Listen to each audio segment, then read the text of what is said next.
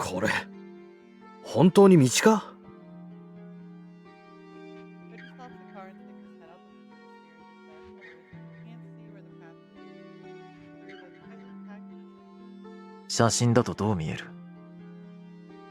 Yuminori hands Koji the photo.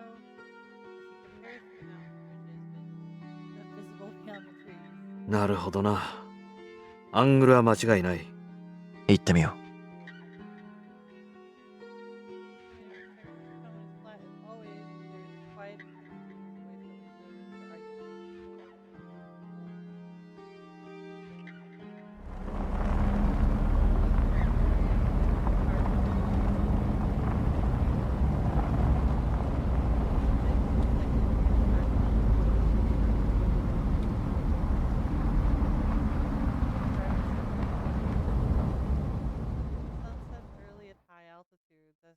Creeps up the mountain path, Koji catches glimpses through the trees of the gradually darkening sky. The forest is completely still. There is no sound save for the rumble of the car's engine and the crackle of snow and brush beneath its tires. Yuminori is once again staring silently through the front window. In the ominous silence, Koji feels the same faint chill that he felt when standing before Ogai's suburban home. It feels wrong, as though he is traveling deeper and deeper into a world not his own. Wow. After some time, a blocky shape suddenly appears amid the trees, standing out against the twilight I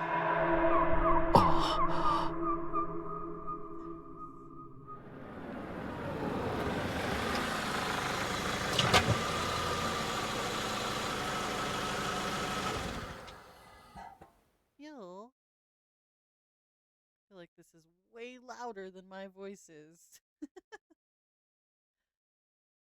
Before he can tell Fuminori, however, his friend is already out of the car. Oi. Realizing that it's pointless to call out to him, Coach shakes his head, grabs the flashlight from the glove compartment, and follows Fuminori across the snow-covered yard. The photo must not have been taken recently, as the old rundown cabin before them has clearly been left to the mercy of the elements for some time. Oh shit. I was not expecting that. The front door appears to be locked, but Fuminori kicks it down without a second thought. Peace. Koji just watches, knowing that nothing he could say would now would matter.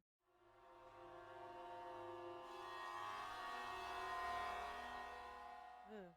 All the windows are shut with heavy curtains, and the gloom inside is thick and stifling. Fuminori turns on his own flashlight and starts rummaging through the cabin without regard for its owner's privacy. Koji is reluctant to do the same, but it is obvious that this mountain retreat has been abandoned for a long time, just like the house in Tokyo. There is no point in being considerate now. He goes to search a different room. Whoa.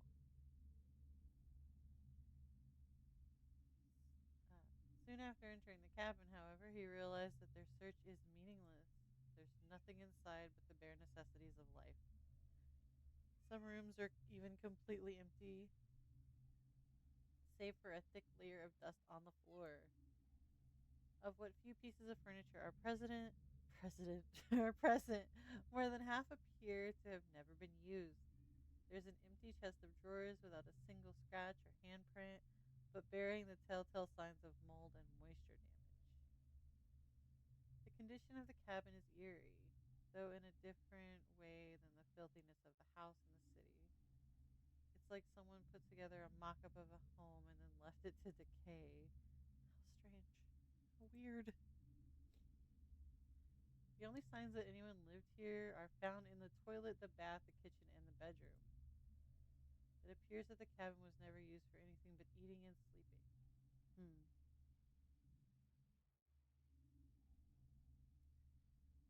Beneath the darkened sky, the snow itself seems to glow with a cold, white light.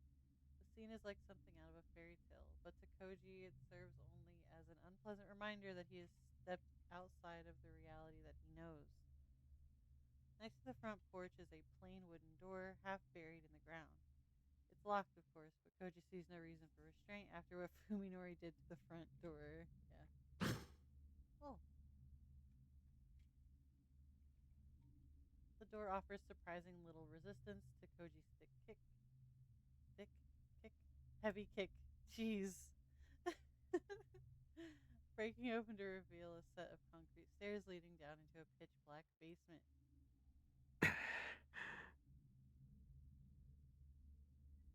Koji would prefer to leave such a forbidding place to Fuminori. Oh. But it's not like he can just ask him to take his place. True. He descends into the chilly darkness, the beam of his flashlight leading the way.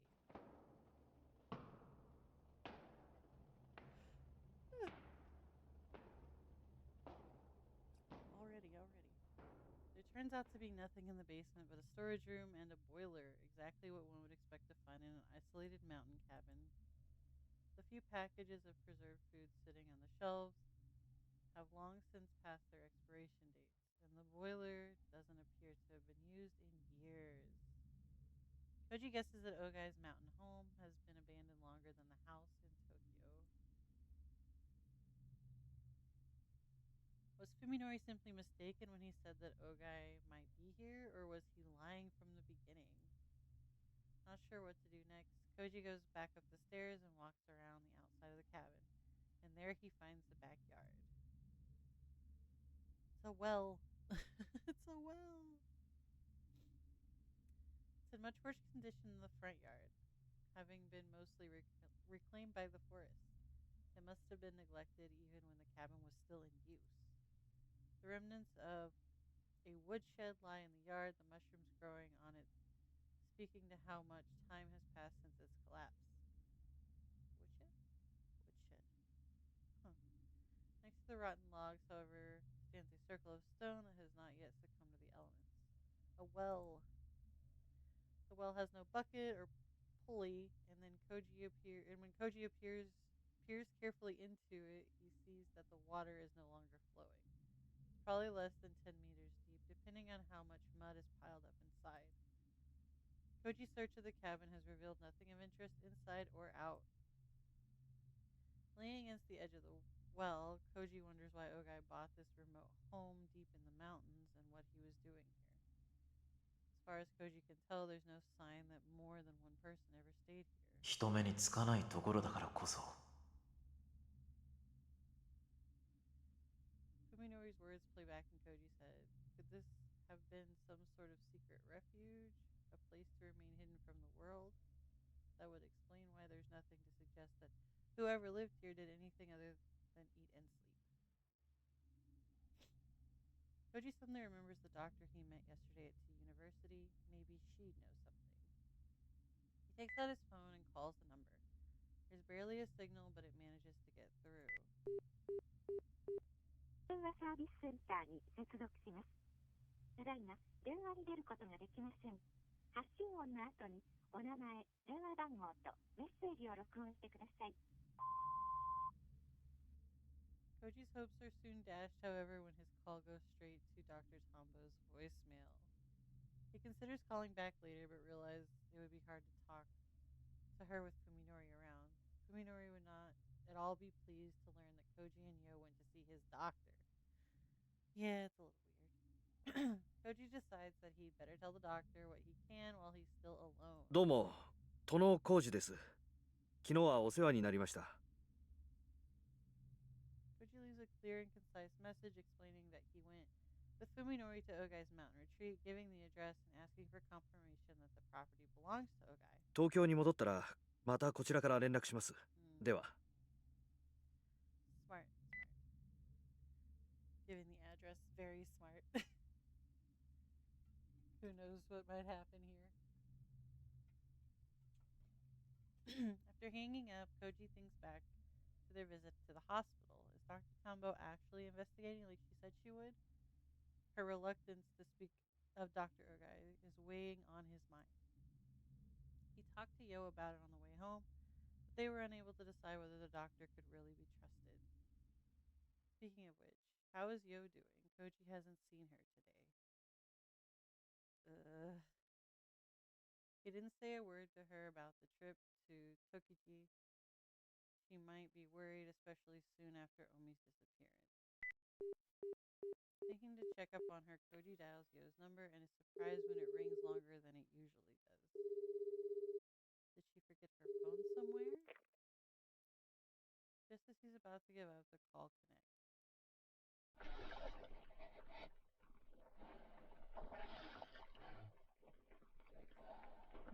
First thing Koji hears is a strange sound.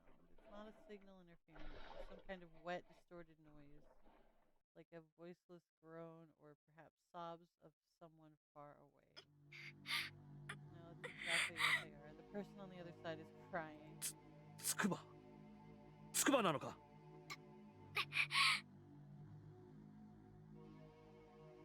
There's no response, but is it really Tsukuba's voice? It's too twisted with agony for Koji to tell.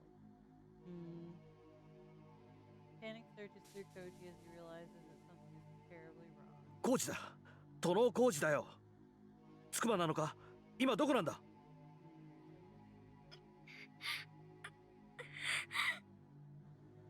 After a short period of nothing but pain moans, words start coming through the speaker one by one, as though each takes an act of will.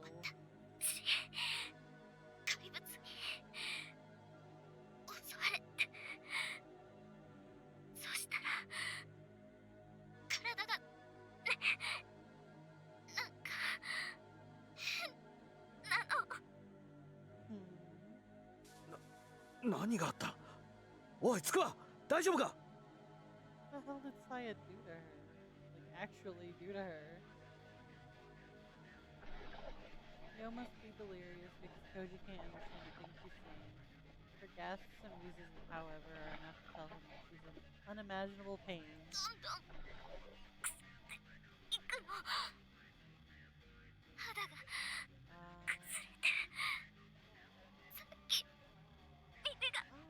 Oh. Gross! Gross! She's not making any sense. Koji feels despair, sees his heart in an iron grip. Jeez. What's happening to Yo now 100 kilometers away? Only her voice gives any hint to what she's going through. There's nothing he can do for her.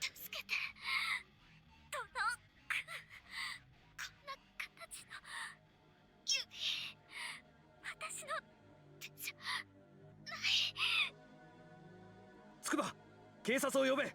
助けを呼ぶんだ。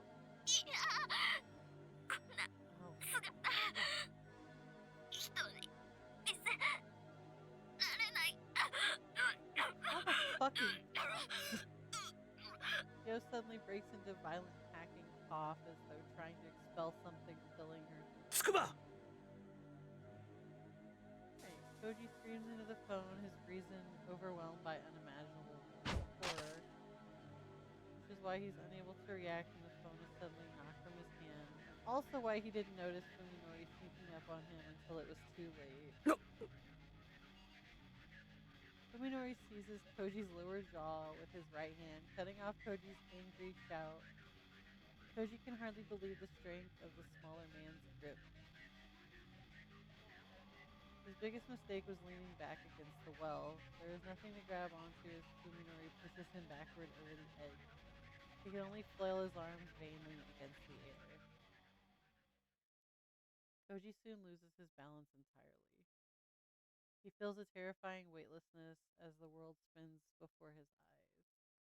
Before he can realize what happened, his back strikes something with tremendous force. Ouch. Jeez. He thrashes wildly as cold, dirty water fills his mouth and freezes him to the core. Only his fingers find the wall of the well is he able to regain is? As? Is that supposed to be an as right there? Only when his fingers find the wall of the well is he okay. Is he able to regain his sense of direction and right himself? Okay. I can read.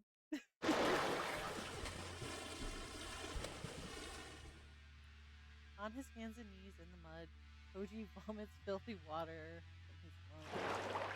Fuminori. He tries to shout, but it comes out as a hoarse groan, distorted by the echo and the cramped space. Minori's laughter, on the other hand, is clear as a bell. 電話中に邪魔して悪かったね。ほら、返すよ。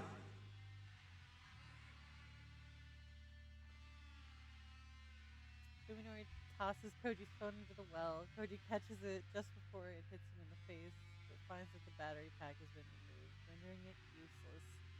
Remember when you could take the batteries out of phones? Crazy, right? We can't do that shit no more. This wouldn't work in modern day. 何のつもりだ貴様 This is no joke. It's a miracle that Koji is uninjured. He could easily have broken his neck. And just because he's not hurt doesn't mean that he's... Koji feels around the inside of the well, searching for something to hold on to, but the mud-covered stone offers no purchase. It's obvious that he won't be able to get out without help. 落ちた拍子に死んでれば、まだ苦しまずに済んだのに。コウジ、君って本当に運がないんだね。True, true. It would have been better to die immediately than freeze to death. Jesus. お前おいまさか Today's sudden change in Fuminori's attitude, that smile that's always seemed somehow malevolent.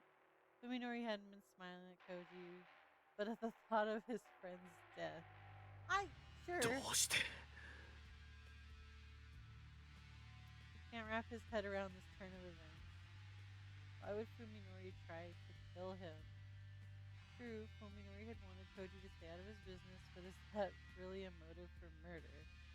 No, there's definitely other things. 別段今すぐ殺す必要なんてなかったんだけどね。もしかしたらお前は僕の邪魔をするようになるやつかもしれないし、せっかく人目につかないところまで出かけるんならついでにと思ってさ。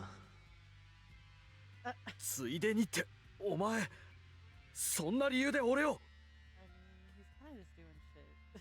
お前死ぬのに理由が欲しいのか。 Truly sounds amazed that Koji would ask such a thing. Jesus, we've devolved into like depraved lunatic, just an asshole.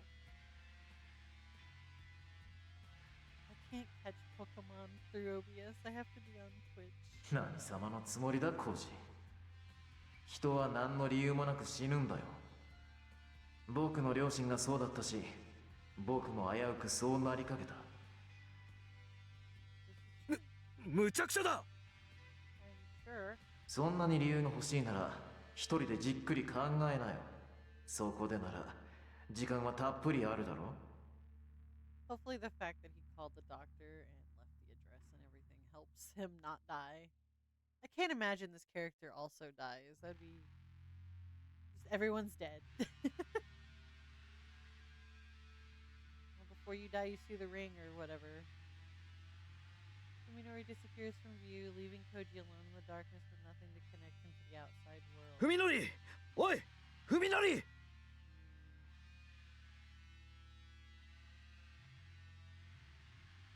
Koji shouts at the top of his lungs, knowing beyond a doubt that if Fuminori leaves, all hope of rescue will vanish with him. No one will ever hear him calling for help at the bottom of this mountain well. つくばが大変なんだおい文則聞いてくれここから出してくれ Worried about fucking Yo right now? Ugh. Sir, you are at the bottom of a well, probably freezing to death. Whatever. In his desperation, Koji no longer comprehends the futility of begging for mercy. No god or devil will answer him. His only hope is that Fuminori will have a change of heart. Praying for a miracle, he keeps calling Fuminori's name. Eventually, the sky grows dark as the bottom of as dark as the bottom of the well. Koji can no longer make out the edge of the opening, and he has long since lost track of how many hours he's been screaming. Nevertheless, he continues to scream, for he knows that the despair silence brings will kill him. Yeesh. Oh. Okay, we're in Fuminori's perspective. feel great. The same feeling that you get when the last piece of a difficult puzzle slides smoothly into place. I have killed a man and no one will ever know. It is a long way back to civilization, but neither the cold... Oh, God. But neither the cold nor the exhaustion can ruin my good mood as I walk alone down the snow-covered mountain road. I was tempted to use Koji's car, but that would have introduced a flaw into the plan. I don't want anyone to connect me to his disappearance. I mean, no, you're screwed, I think. He definitely called the doctor and told her so. The plan formed in my mind the moment that I realized how remote the location was. Even if I couldn't find anything to lead me to Dr. Ogai, his absence would at least prove that the cabin had been utterly abandoned, in which case it would be the perfect spot to take care of a problem. I knew coming all the way to Tokiji wouldn't be a waste of time.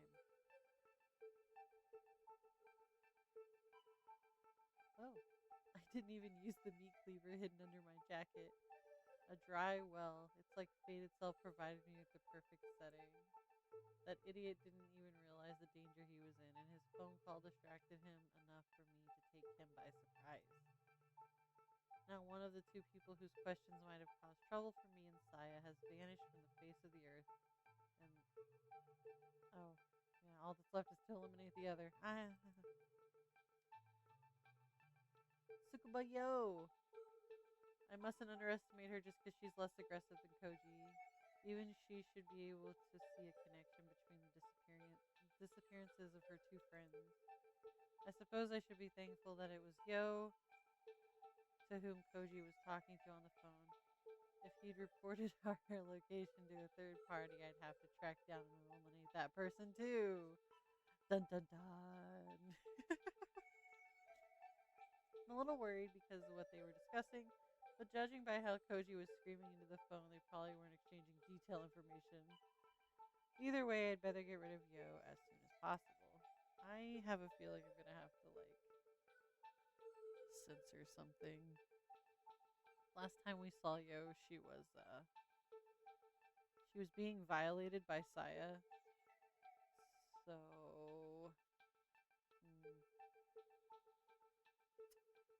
Anyway. After walking all night, I finally reached the Nasu Flat station just as the train started running. It only takes an hour to get back to Tokyo on the express. It's not enough time to rest, but I'm too wound up for that to matter. Besides, I don't want to waste any time thinking of a way to kill Yo. Using the cabin again would be too dangerous, and I'm not sure how I'd get her out there in the first place. Oh no, Ghosty. Hello. You... I don't think this story is for you.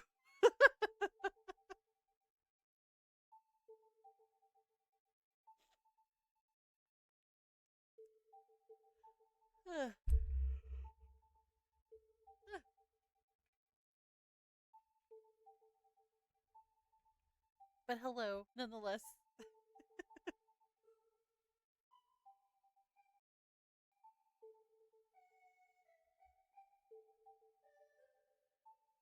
My brain just shut off. Anyway, I just exploded into her face the other day. I don't doubt that she'll be as quick to trust me as Koji was, which means that it will be difficult to get her alone.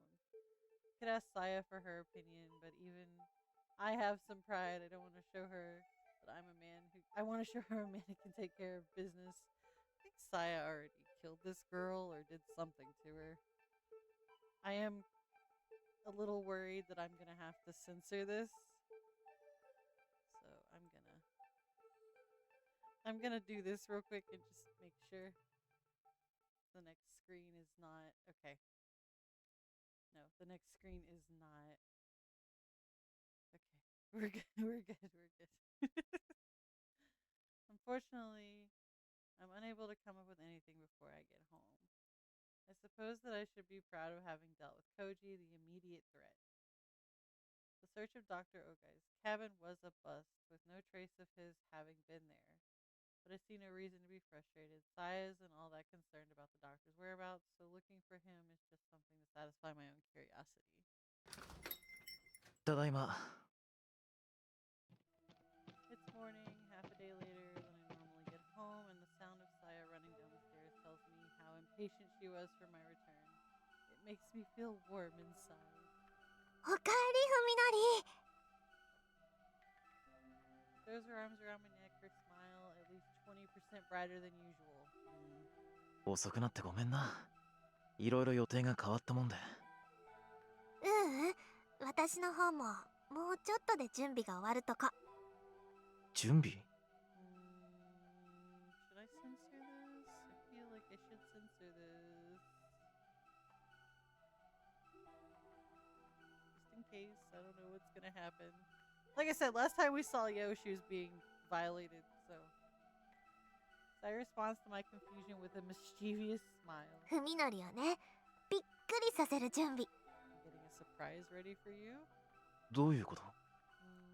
まだ内緒。それよりふみのり疲れてるでしょ？お腹空いてる？それともお風呂？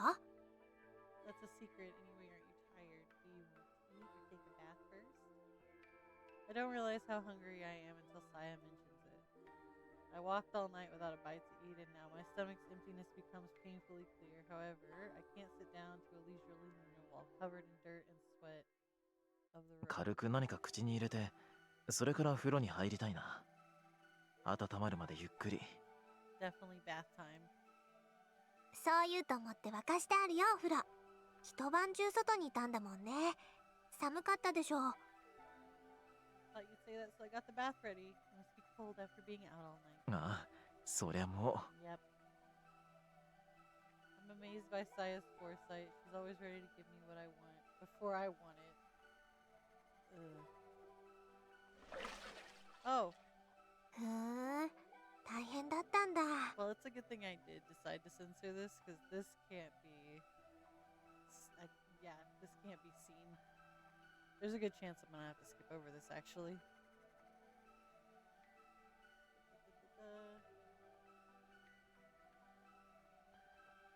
Sounds like you had a hard time. While soaking in the bath, I tell Saya about my adventure. 殺すのは思った以上に楽だったんだよ。ただ、帰り道がね。 Killing him was easier than I thought. The hard part was getting home. The heat of the bath is soothing. Yeah, I'm not reading this. I'm home. Contentment fills me. I don't even need to sleep to relieve my exhaustion. Just like the living room and the bedroom, the bathroom is painted in colors that Saya and I find pleasing. We've left the entrance and hallway untouched just in case someone should see inside. So these 3 rooms are the only places I can relax. この季節でも、山の寒さは尋常じゃないね。薄着で行ったのはつくづく失敗だった。It's cold in the mountains even for winter. I should have worn heavier clothes. 夜中あたりは投資するんじゃないかってヒヤヒヤしたよ。I was afraid I'd freeze to death when it got dark. そのコージって人の服も取り上げて重ね着してくればよかったのに。 Can't take Koji's clothes. He's in a well. おいおい、コウジは井戸に落としたんだってば。着てた服も井戸の底だよ。ああ、そっか。 Saya laughed. Your tongue out. で、あと心配なのがつくばよって女の人。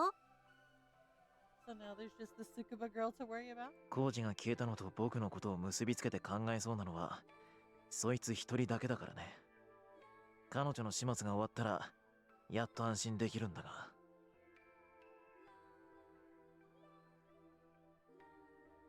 She's the only person I can think of who can connect me to Koji's disappearance. After I take care of her, we can finally relax. うーん。 Saya glances at me over her shoulder like she knows something that I don't. その人の殺し方、もうふみのりは考えてあるの？ She thought of a way to kill her.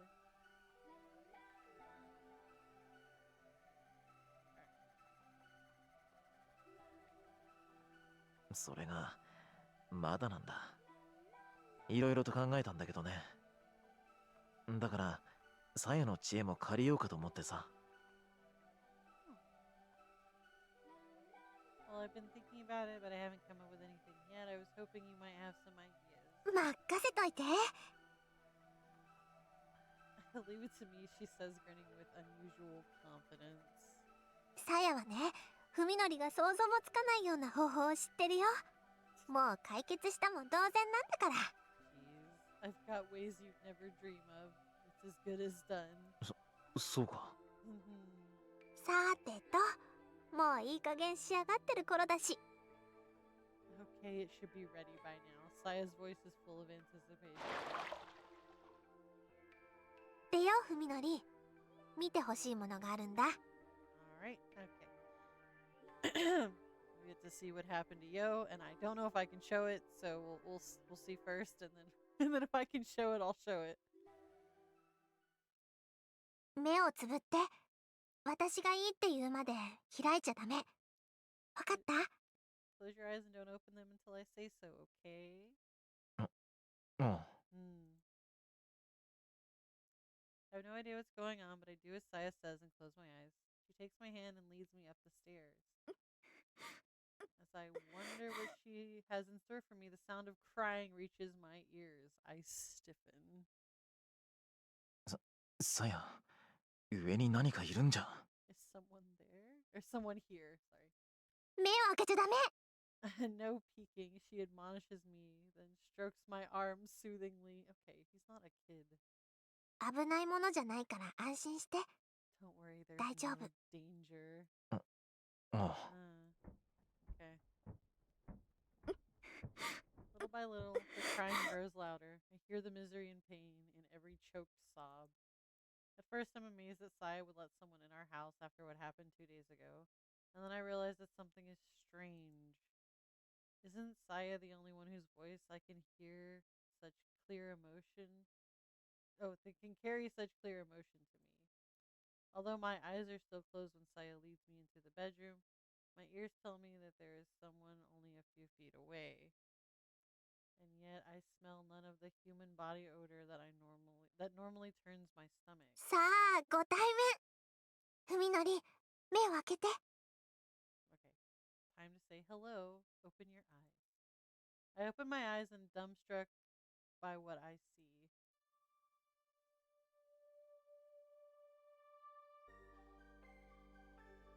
Tsukuba-yo is curled up on the floor without a scrap of clothing to cover her shivering body. When I first lay eyes upon her naked flesh, I am entranced by the sensuality of her generous proportions. Far more mature than I would have expected from her usual pure and innocent appearance. Jesus Christ. Wait, forget about that. Why is she naked in my bedroom? Moreover, why is どう、 she... 文則。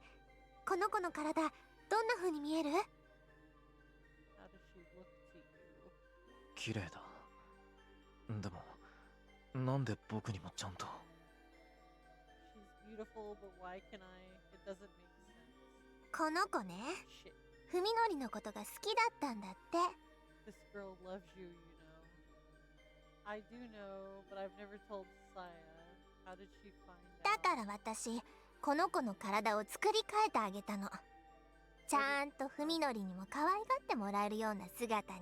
Good Lord. So I decided to change her body into one that can love you back. Technically, you can't see anything, but I don't really want to uncensor this.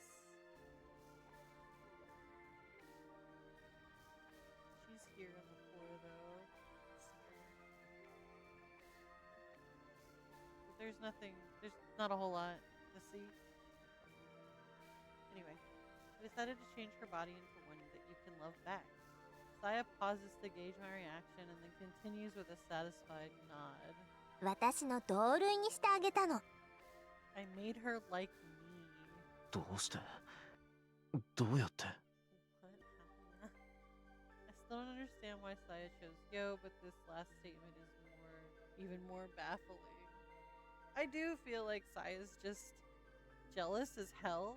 that this woman has feelings for Fuminori at all. I guess we'll see what she does after this. She changed Yo. ねえふみのり、おとといも言ったでしょ。私には他の生き物の体に細工ができるんだって。Don't you remember what I said the other day? I can mold the bodies of other living things. Yes, I remember. She claimed to have done something to Suzumi's brain. I didn't doubt her sincerity then, but I suppose that some part of me thought she was exaggerating. I haven't seen her handiwork firsthand. But now... 隣のおじさんにしたような小細工じゃなくて、今回のは大掛かりな変換だったけど、でもこれが私の能力の本当の使い方なんだよ。It was a big change this time, not like the little tweak I made to that man next door. But this is how my abilities are really meant to be used. 実際にやってみたのはこれが初めてなんだけど。This is my first time doing it. So what? Saya's supposed to be like turning humans into whatever she is? これが本当によ。This is really Yo. Yo finally notices my presence and turns her head to face me. I see a faint glimmer of recognition in her glassy, unfocused eyes. Her features are exactly as I remember them. Incredible. This is far beyond cosmetic surgery. Once a twisted creature unrecognizable as a human, Yo is now the very image of human femininity. There is no similarity between what she was and what she is, which can only mean that she has become something utterly inhuman. Yep. According to Saya, she has become what Saya is. 人か人目の生態構造についてはね、サヤはもうこの星で一番のエキスパートなの。いっぱい勉強したからね。No one on this planet knows more about biology of Homo sapiens than I do, she declares, her voice full of pride for her first creation. I've studied a lot. Oh, okay. 勉強って何を誰から学んだんだ。いつどうやって。 She couldn't have learned it from Dr. Ugai. No teacher on Earth could impart such knowledge or skill. だって毎日ふみのりの注ぎ込んでもらったじゃない。 Jesus. 私の中に。あれ、要は人間っていう生き物の設計図みたいなものだから。 Wait, what? Okay, is she referring... I know she's referring to semen here, so like, what? How does this help you? Does it just... Are you just able to read the genetic code? 私にはそれを読み解くことができるの。 Okay. 好きなようにいじることもね。 Okay, yes, the answer to that question was answered immediately. What the fuck? Question marks. All of them. All of the question marks. What? What is she really? I've accepted that she isn't human, but there's more to her than that. Saya is something that far transcends my species. I'm afraid to switch to the next. でもね、やっぱり最初だったもんだから手際よくできなくって。 Saya approaches, Yo trembles and tries to crawl away, but is only able to flail her arms and legs wildly. It's like she doesn't know how to move her own body.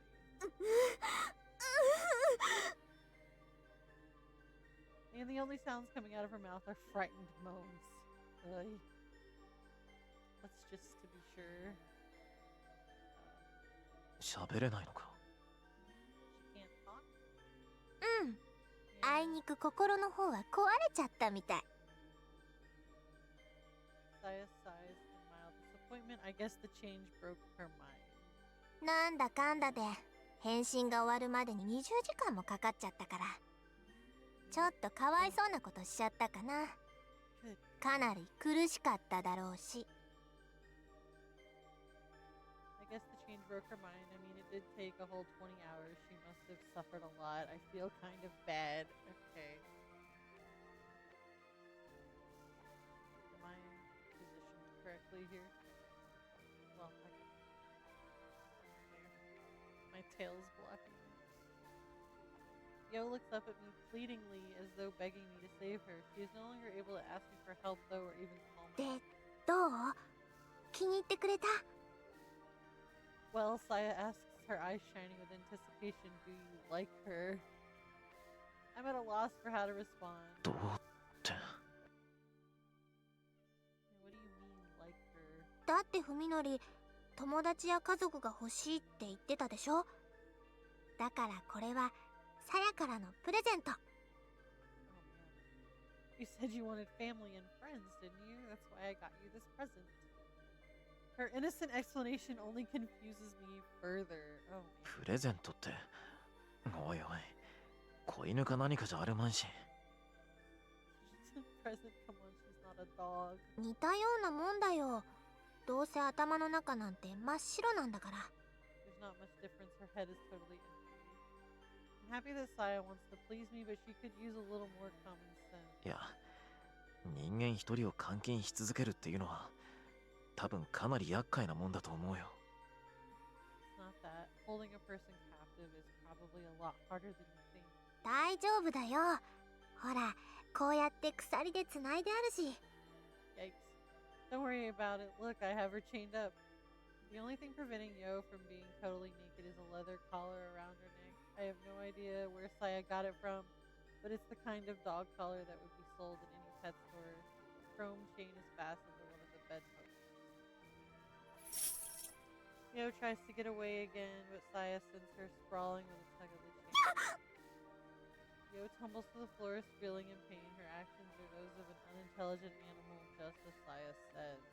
それにこの子、どっちみち逃げ出して何かしようとか、そういう難しいことはもうできないから。She doesn't have the brains to escape or get help. ね、これでもうふみのりが心配することなんてないでしょ。Yep, nothing to worry about here. Saya has a point. I was racking my brain for a plan to kill Yo, but now my problem has been solved in a way that I could have never imagined. If a normal person looks upon her now, they'll probably see no trace of the old Yo. And if she has no memories and can't even speak, then it's perfect. Saya has killed Yo without taking her life. Though there's still the problem what she means by giving Yo to me. 嬉しくない？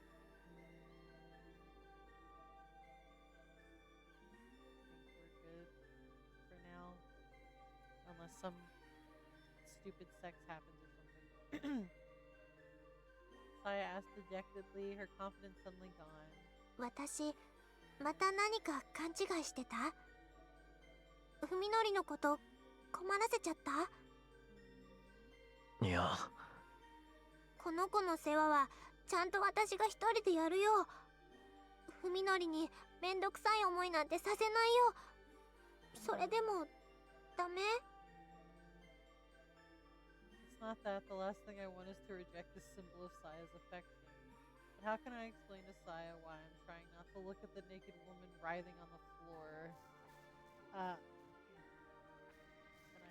I switch to the next screen without something happening? Nope. そういうことじゃない。 Again, 違うんだ。 she's mostly censored, but I just I don't want things to. Yeah, there we go. It's not that. Yo is the first human figure besides Saya that I've seen in 3 months since the accident, and she's a woman.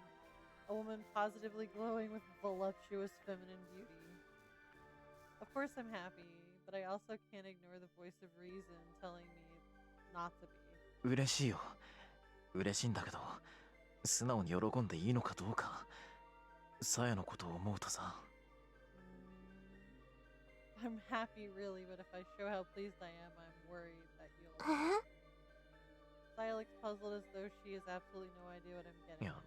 だってほら、この子だって女の子だからさ。I mean, look, she's still a girl, right? 僕がさやの他に別の女の子と一緒に暮らすっていうのは嫌じゃないのか。 Don't you balk at the thought of me living with another girl? After considering this briefly, Saya finally seems to understand what I'm trying to say. そんな、ふみのりって考えすぎだよ。Of course not, you worry too much. Huh. Maybe I'm worrying too much, although I'm pretty sure that I'm just showing the consideration that any man who's sworn his love to a woman would show. Or maybe Saya doesn't understand that a man faced with a woman's naked body can't help but react regardless of his feelings. I don't believe you. This is very much written in the early 2000s, so...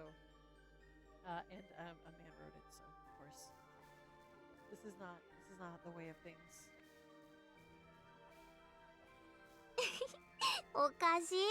本当に優しいんだね、ふみのりって。そうか。この子はね、ふみのりのこと喜ぶ。ふみのりがこの子のこと好きになって、この子と過ごすのを楽しいって思うようになってくれたら、それだけさやも嬉しいんだよ。Only did this so she could please you. If you like her and enjoy spending time with her, then I'll be happy too. それ遠慮するようなことじゃないよ。You have nothing to be shy about. こう言っちゃなんだが、 I hate to say this, but I struggle to find the right words to express my true feelings. 男ってそのものすごく下劣な生き物だから。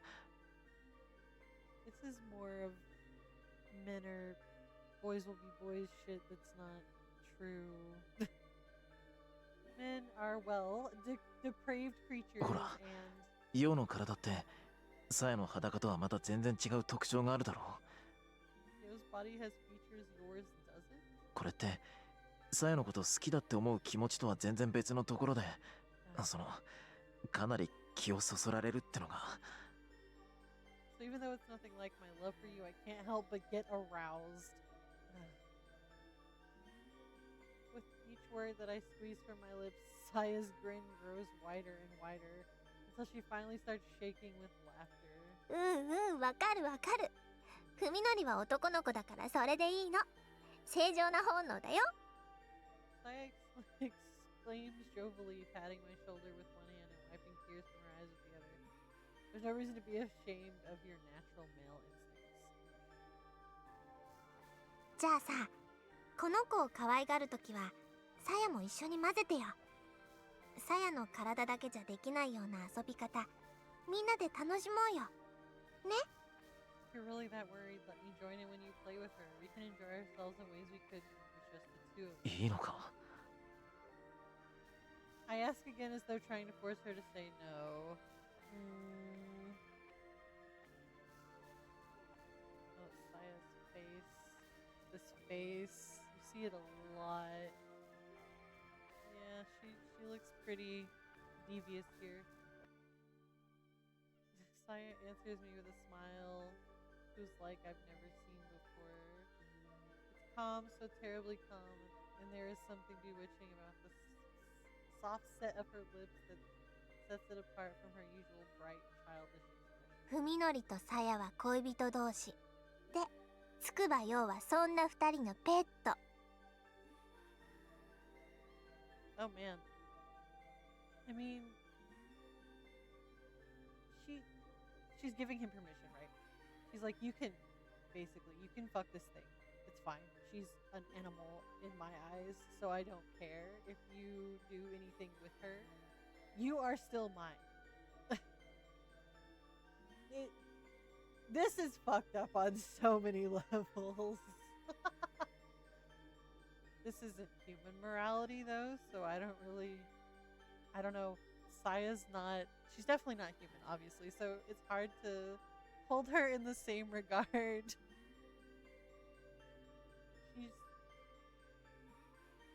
She's some kind of monster, I think, or an alien or some shit. Who fucking knows? I hope we find out at some point. Jeez.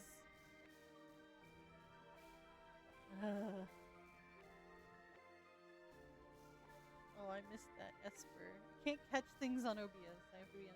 この子は私とふみのりに可愛がられるたびにそのことを思い出すの。これから毎日ずーっとね。 Yikes. Bro. This is the most threatening shit I've ever read. Like, Fuminori's like, oh, are you sure that this is okay? If I have sex with this girl that you captured and changed into whatever the fuck you are for me, is that okay? Is that cool? She's like, yeah, it's totally fine. But also, you're abusing her every time you do stuff to her, so it's fine. She'll know she's not a human. This is depravity. The depravity. Again, Saya's not a human.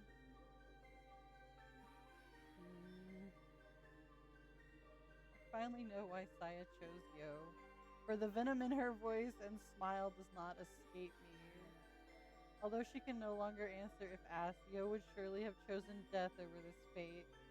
And that is the very reason Saya visited it upon her. Well, I'm glad that he's fully aware that this woman is certifiably insane.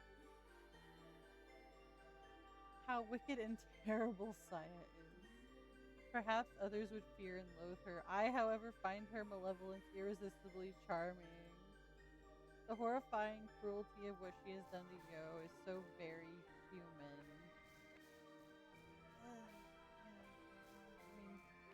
I mean, humans be fucked up creatures. That's fine. I don't know. Live your life, brother.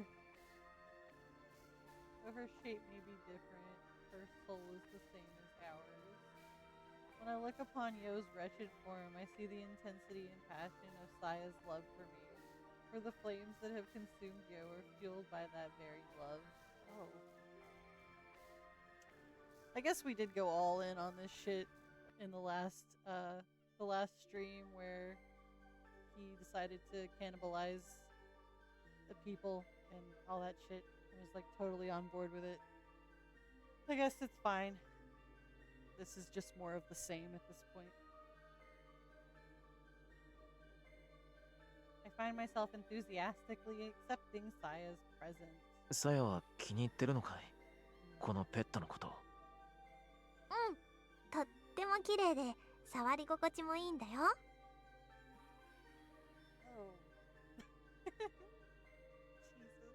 そっか。じゃあ二人でこいつと遊ぶ時もサヤはサヤで楽しめるんだね。僕が遠慮することはないね。もちろん。Okay. Is there about to be a sex scene right here?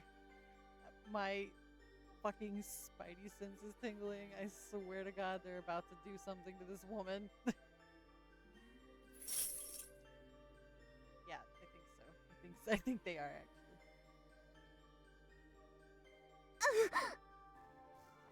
Grinning happily, Saya grabs the chain and pulls Yo to her feet. ねえ、海のり、触ってごらんよ。I'm not reading. 柔らかくて気持ちいいよ。ああ。Yeah, okay, so he's just touching this woman now. I'm not reading this out loud.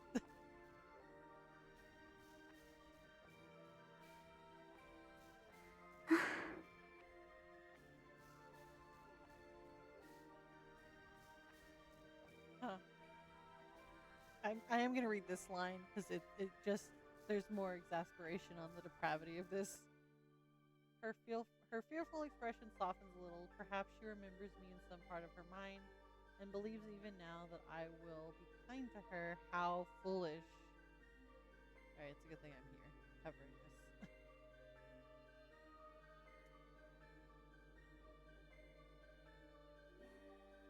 じゃあ。Whoa. Yo. Okay. I just skipped a bunch of shit and it was just a full-blown sex scene with both of them and Yo. So, yes, no, we're skipping that shit. Anyway. I probably skipped a panel of text between this and that, but that's fine. Anyway, he's talking about how he's changed, so we're gonna read that.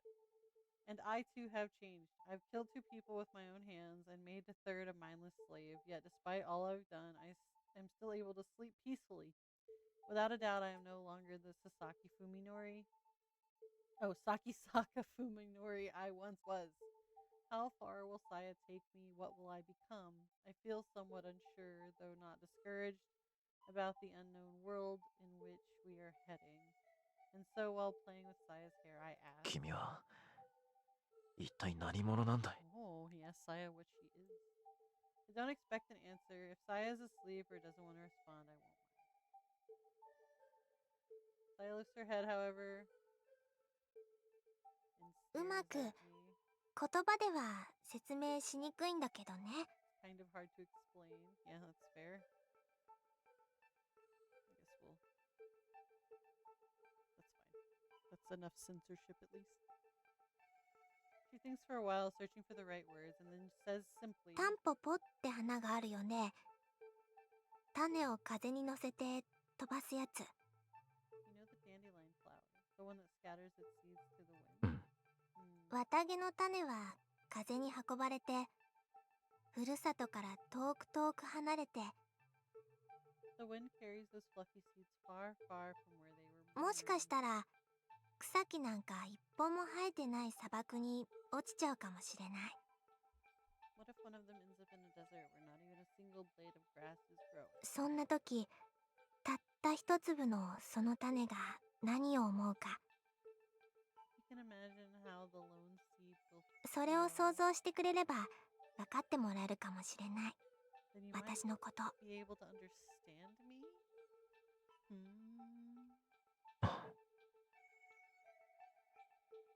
As I consider Saya's answer, she continues her story. 種はもちろん草の種だからね。その気になって頑張れば、砂漠を砂漠じゃなくしてしまえる。 That seed is still a baby flower. If it does its best, it can turn even a desert into a garden. ただ一粒だけの種でも頑張って育って増えて、いつかこの土地が一面のタンポポ畑になるまで頑張ろうって、そう思うかもしれない。 Maybe that little seed will decide to thrive. Maybe it will decide to grow and multiply so that it can turn the whole desert into a field of dandelions. そんな風にタンポポの種が心を決めるとしたら、どんな時だと思う？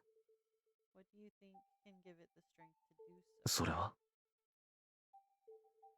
Saya smiles softly. それはね、その砂漠にたった一人だけでも花を愛してくれる人がいるって知った時、 All it needs is to be loved by just one person in the whole desert. タンポポの花は綺麗だ。 All it needs to be told is how pretty dandelions are. The loving touch of her tender fingers fills me with peace and joy. あなたのこと Mm. 大好き。ずっとそばにいて。いつまでも。ああ、もちろん。 Okay. So clearly that story was a metaphor because, you know, that didn't mean shit if you just look at it at face value. So it's kind of obvious what you can glean from the story because of the way Saya is with Fuminori. Because she constantly wants to have sex with him, and they mentioned it like once that it's like a constant, and she's pretty insatiable or whatever. So, whatever Saya is, be it an alien, a monster, whatever the fuck, she's clearly just there to multiply. She clearly said that she is there to spread seed of her kind. And that's fine. That's the gist of it. I do think that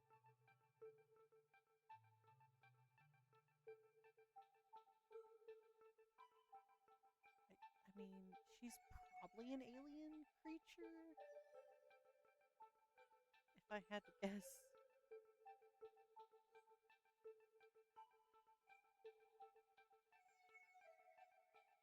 I don't know. I guess we'll see if they actually tell us for sure at the end of the story or not. Anyway, basking in the soft warmth of our love for each other, we sink into the oblivion of sleep.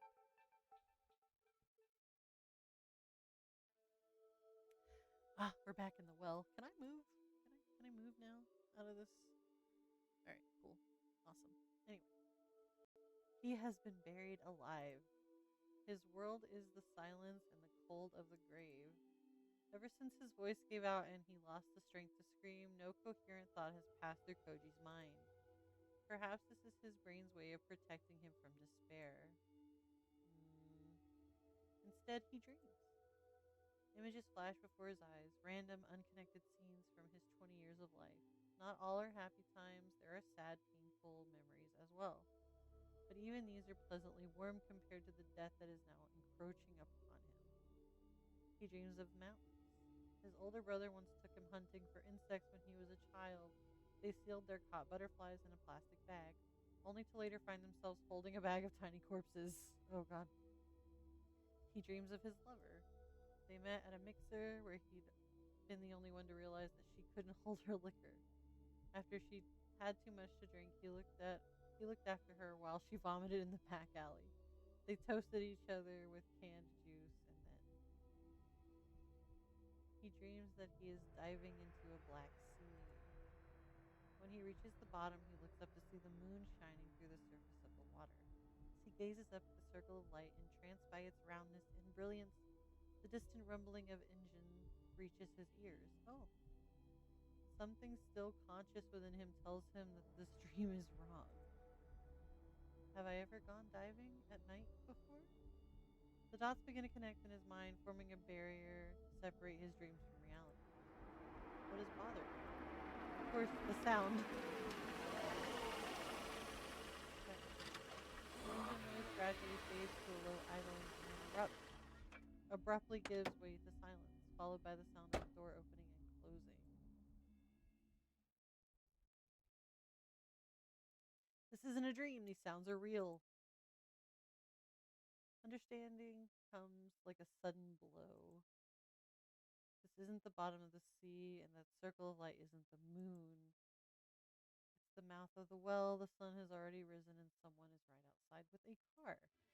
The last piece falls into place, and he becomes Tono Koji once more.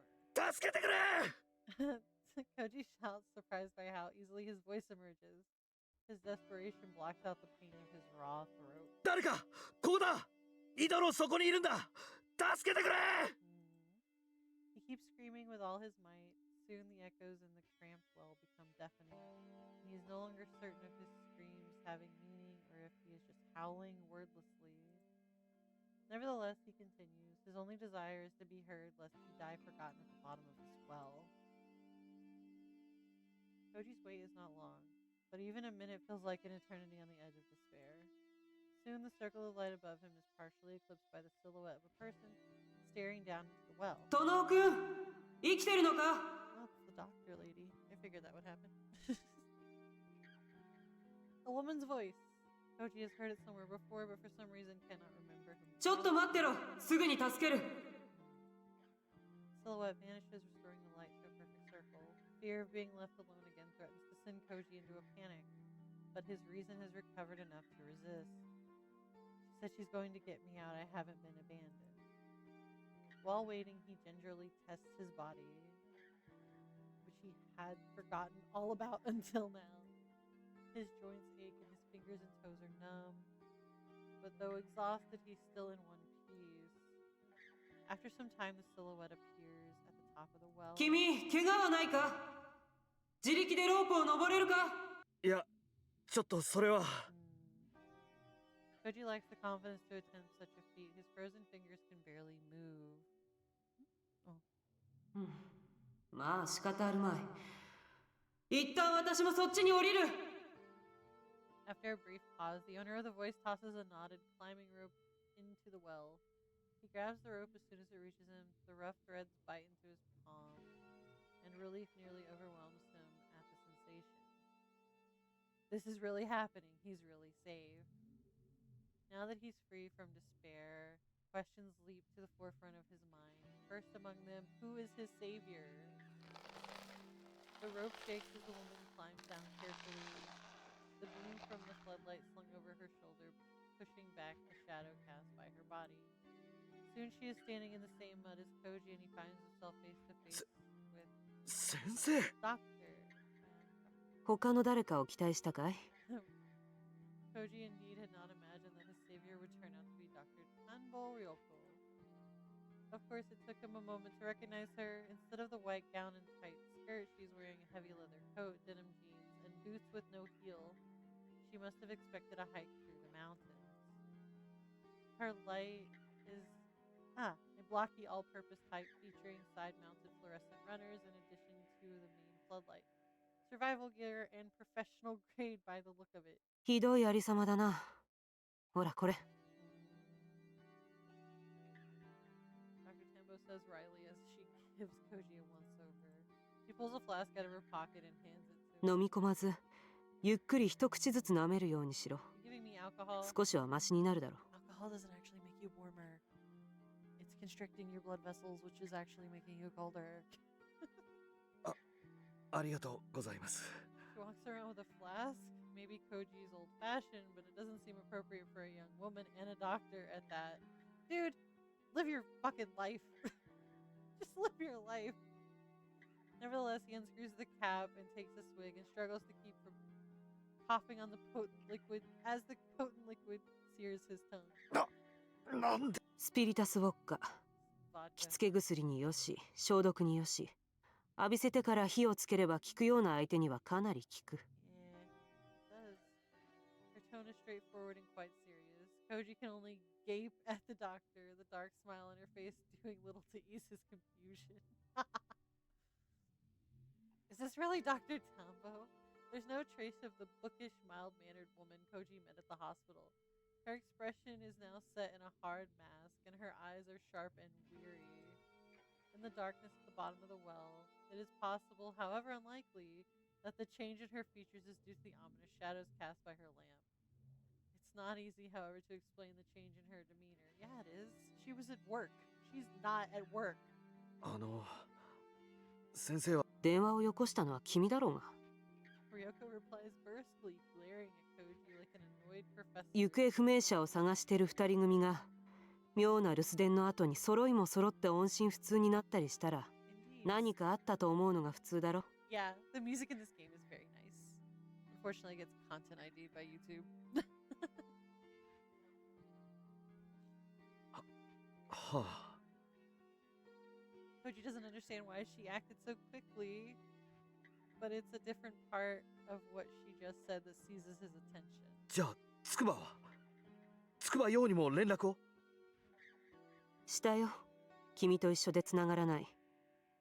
正直なところ、 Please. 私 I wonder why she jumped to "you're both dead." That's right, he almost died at the hands of the man he thought was his best friend. Anger and frustration well up inside of him. Can't forgive Fuminori's betrayal, nor can he forgive himself for his foolishness. And now I have no idea if Tsukuba is safe. Fuminori tried to kill Koji. Could he have done the same to her? まあ落ち着け。ここで君がいくら殺気だって見たところで始まらん。 Ryoko says irritably, turning away to examine the inside of the well. There's nothing you can do from here. 何かあったと思ったのなら警察には届けてくれたんですか。警察だと We don't call the police in this fucking visual novel. Just never call the police. There's no reason to do so. Still engrossed in her examination of the walls, Ryoko laughs scornfully at the idea. そうか。君はまだそういう形でケリがつけられるものだと思っ。どういう意味です。 Apparently it's not the way out. Annoyed by her condescending attitude, Koji is about to demand answers when she cuts him off with a gesture and shines her light at the corner of the well. トノー君、こいつには気づかなかったのか。は What? In the light of the lamp, Koji sees that some of the stones are a different shade than the rest of the wall. This must be what Ryoko was looking for. 気づきませんでした。 Do we ずっと find- 真っ暗だったんで。 We found a secret path.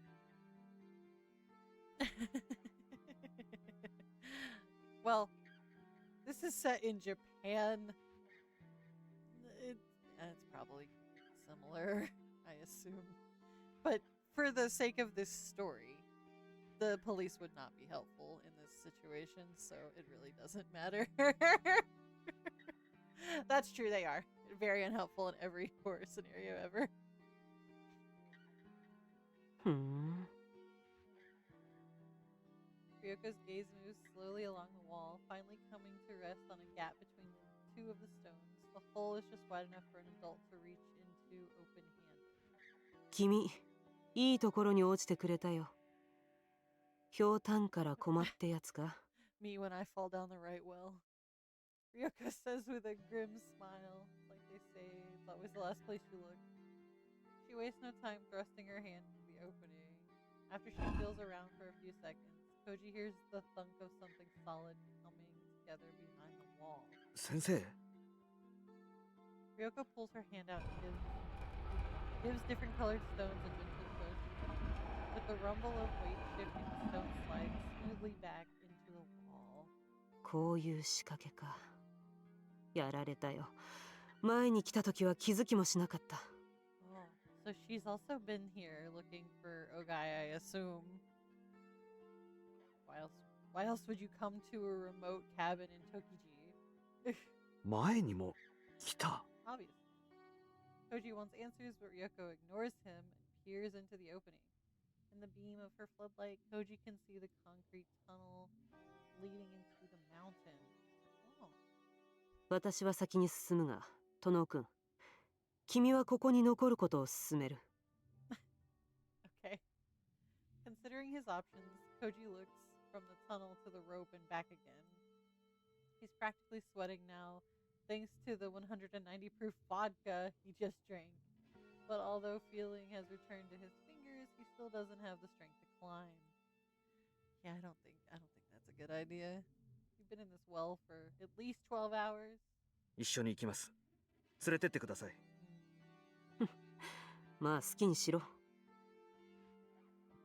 Ryoko steps into the tunnel without looking back, and Koji doesn't hesitate to follow. 前にお会いした時と随分雰囲気が違いますね。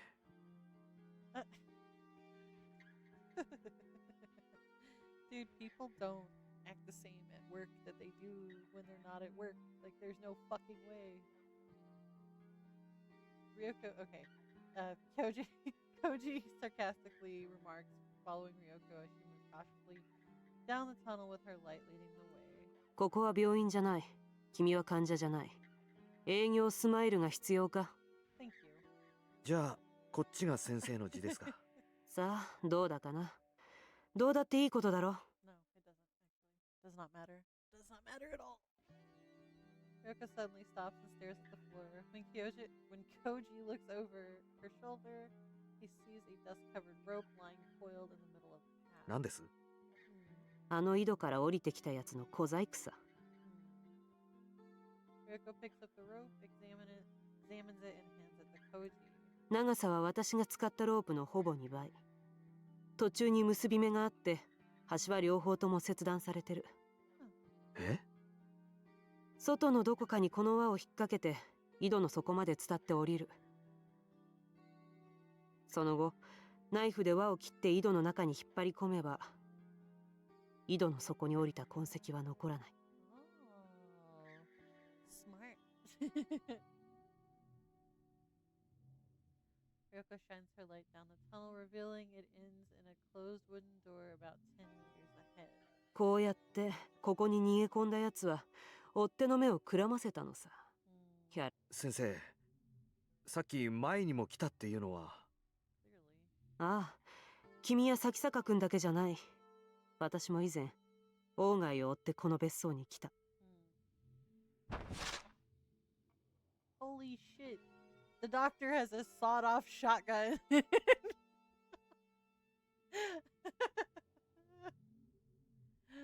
As Ryoko speaks, she opens her coat and pulls out what she had hanging underneath it. 他に出口がないとしたら、奴はまだあの扉の向こう側にいるわけだ。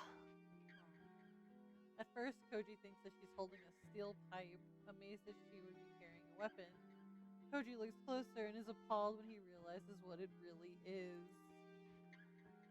A gun! And not one of those sleek handguns that he's seen in the movies, but a double-barreled shotgun. The stocks and barrels have been sawed down for easier concealment, enhancing its aura of brutal efficiency. The doctor's over here aura maxing.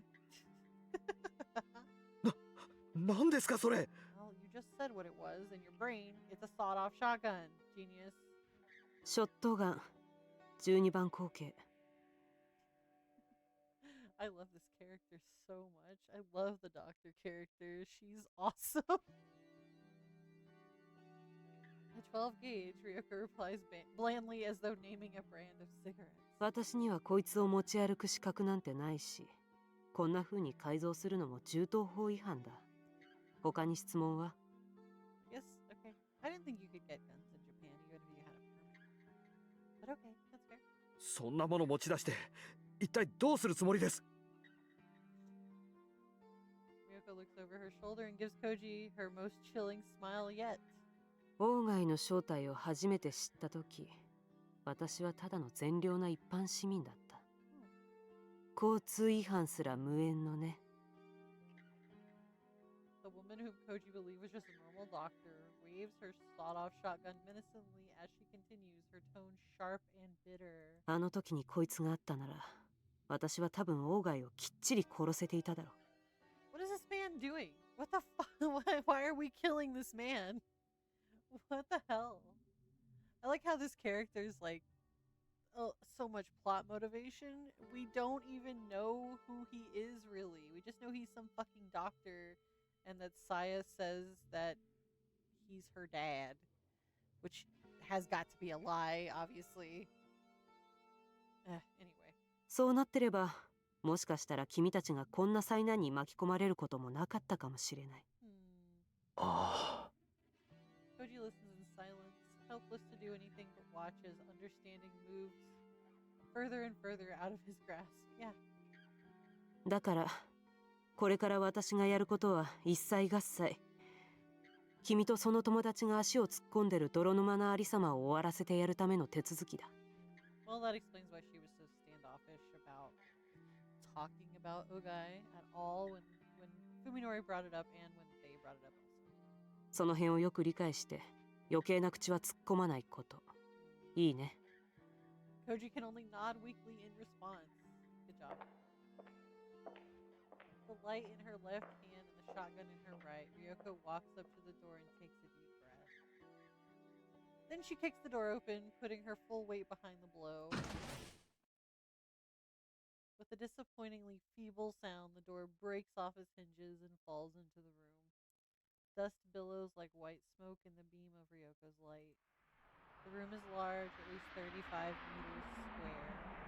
The tile floor is set with drainage grates, and there's no mistaking the operating table sitting in the middle of the room. Cabinets full of enamelware and drugs line one side of the space. And against the opposite wall stands a writing desk and bookshelves. Those things Koji recognizes. The mysterious objects cluttering the table and shelves, however, are beyond his comprehension.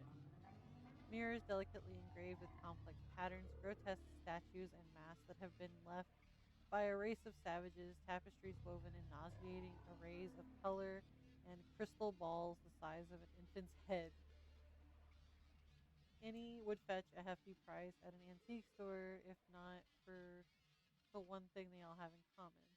Every last piece is so loathsome and foul that Koji feels sick just looking at it. It's as though each was designed for the sole sinister purpose of immortalizing its creator's hatred of the world. Rare-looking books of the sort that he found on Ogai and in Ogai's home are piled here and there. And on one shelf are stacked some scrolls that look to be made of some kind of sheepskin or papyrus. Whatever it is, it's not paper. I wonder. Finally, there is an indecipherable chalk patterns and symbols filling every available space on the walls. Even the two sliding blackboards are covered in strange, unreadable scribblings.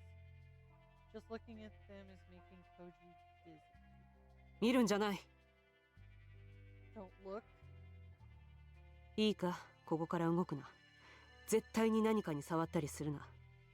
目を引くようなものがあっても見つめたりしちゃいけない。 Don't look, listen, don't move, and whatever you do, don't touch anything. Even if something draws your attention, don't look.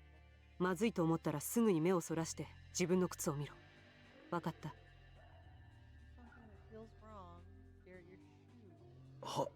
はあ。Ryoko switches her light's fluorescent runners on and sets it on a nearby table where it can illuminate the whole room. She then holsters her shotgun, only to pull out an even more confusing set of tools. A digital camera and a can of spray paint.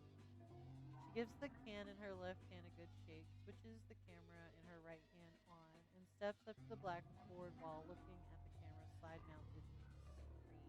Okay, so she's using the camera to not look directly at the stuff on the walls, I guess? After recording one set of symbols, she covers it with a thick layer of paint and then moves on to the next. Okay, she's also recording it. 先生。レッスン1。妙な図形やラテン語の文章とかは絶対に読むな。見つめるな。That's some superstitious shit right there. But sure, I guess. 機械の目で記録しておいて、後で注意深く調べればいい。現物はその場で塗りつぶすか何かして破壊しろ。Now that she mentions it, Koji realizes she's only looking at the screen of her camera. Even then, only in short glimpses and never directly at any of the drawings. He understands what she's saying, but it still doesn't make any sense. 一体どういう。ここまで深入りしたんなら工学のために黙って聞いておけ。あと水晶球とか鏡の類も危ない。下手に壊すとやぶ蛇になったりするから、とりあえず布でもかぶせるかペンキを浴びせて封印しろ。Koji begins to fear that this doctor might be even crazier than Fuminori. That's only because you don't understand what the hell's going on. Something's going on here.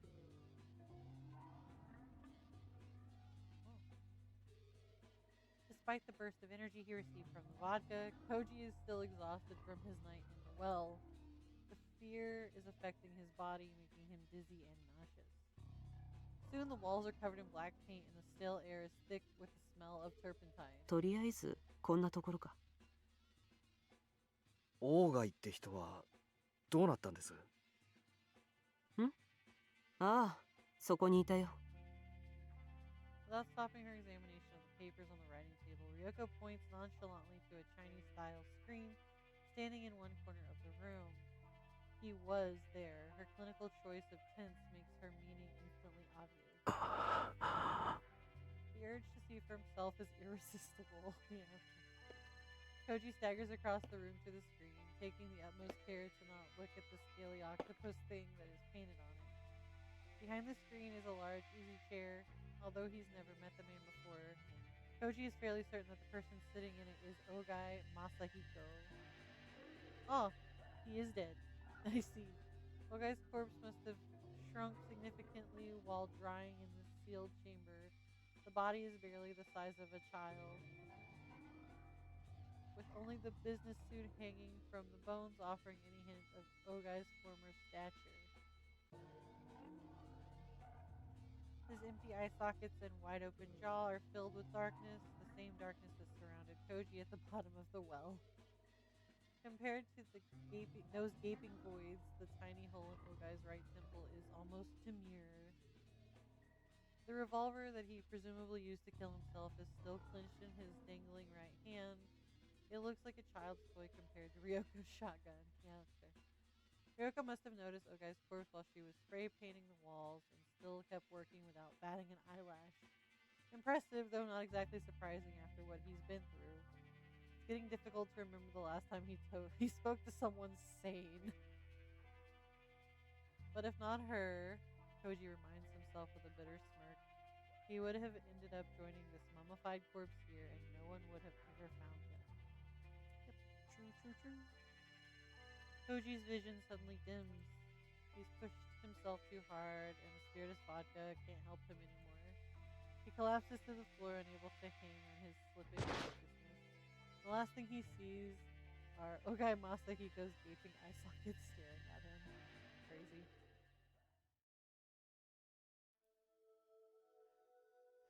When he wakes, Koji finds himself lying on something dry and soft. A bed is a bed. He thinks to himself, even one that smells of mold and dust, and especially after sleeping in cold mud all night. There are no lights hanging from the ceilings, but the soft, warm light of the lamp fills the room. Simple furnishings, non-existent decor. Koji realizes that he's in Ogai's cabin, in the bedroom that he searched before Fuminori pushed him into the well. お目覚めかい。We are, in fact. Ryoko is sitting in a chair against the wall, her expression blank as she studies the pile of documents on the table in front of her. She must have brought them up from Ogai's underground lab. She turns a page and then takes a bite from the sandwich in her free hand. 食べる元気があるようなら、そこに。At least this woman came very prepared. I guess she knew where they were because of the address. She had already been here, so she knew that this was the cabin and all that. Now looking up from her files, she gestures towards the convenience store bag sitting on the nightstand. 俺をどうやってここに？ Because you can't imagine that a woman, even a woman like Ryoko, could have climbed out of the well with him on her back. あの地下室、本棚の裏に開かない扉があってね。苦労して破ってみたら、別荘のボイラー室に出た。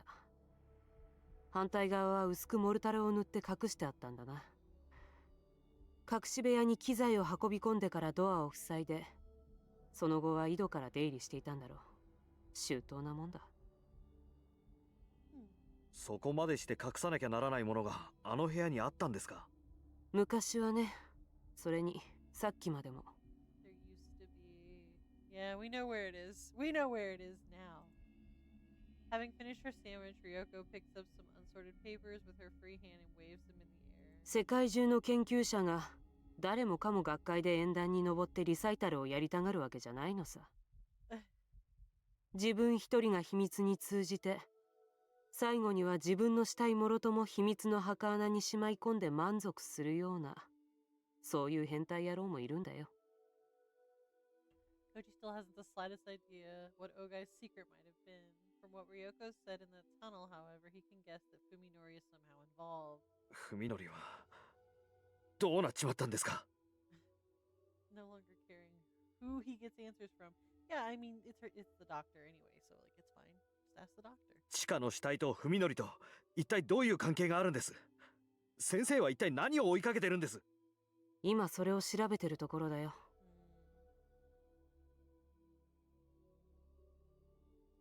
So does she not know about Saya? Is she? I'm curious because it sounded like she knew what was happening to the point where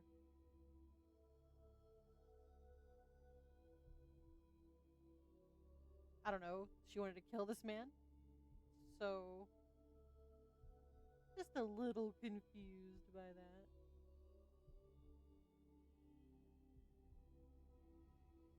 Oh.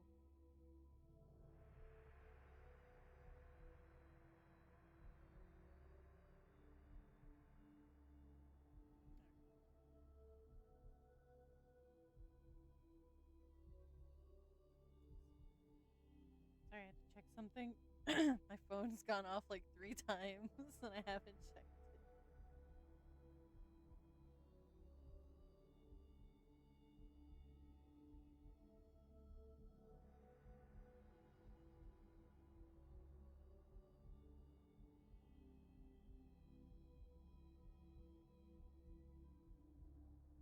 Oh.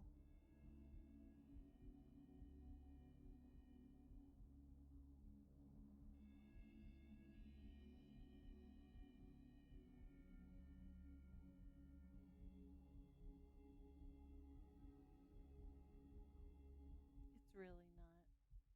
It's really not.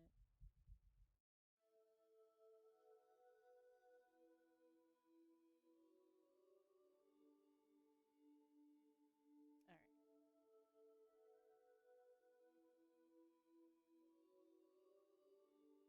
Okay, that took care of that.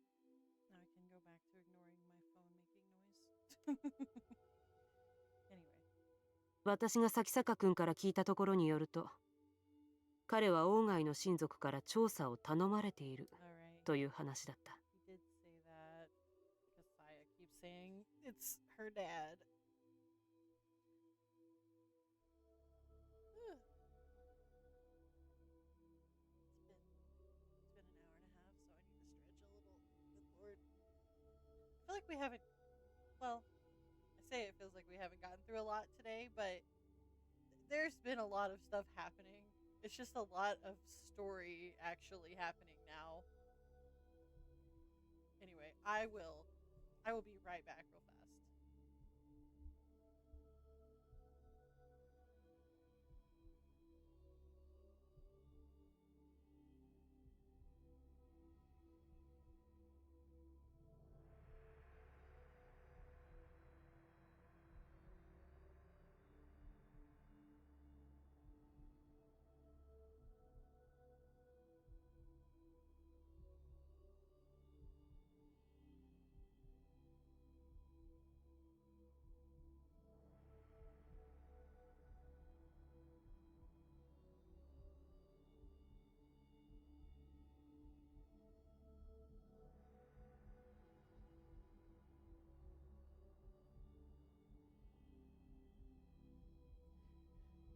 I realized that my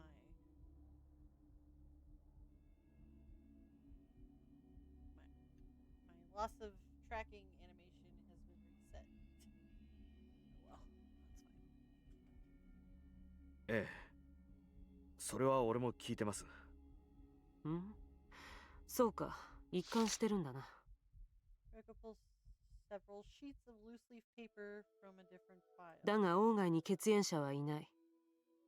私は咲坂君が嘘をついているものとばかり思っていた。だがもう一つの可能性を考えるべきだった。彼は王外の親族を名乗る何者かにそそのかされていたのかもしれない。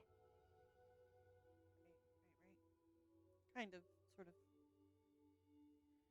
Reka pauses, then looks sidelong at Koji. さやという名前に心当たりは？ Has Fuminori ever said Saya out loud? さや？いいえ、誰なんですか？さて誰なのか何なのか、読めば読むほどわからなくなっていく。 She sighs bitterly and returns her attention to the papers in her hand. 間違いなく言えるのは、そいつが王外の研究の核にあるものらしいということだけだ。もし咲坂君がこのさやと呼ばれるものとすでに深く関わっているのなら、彼はもう引き返せないところまで踏み込んでいるということになる。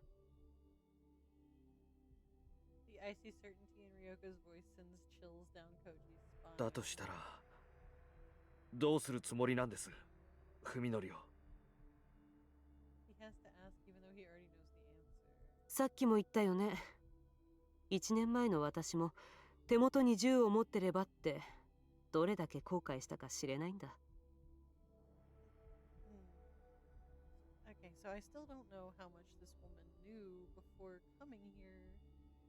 Because it sounds like she didn't really know what Saya was or who. I mean, it seems like she's aware of what his research was, but not aware of. I don't know. I don't know. I just realized something. Oh God! じゃあつくばは What happened? No!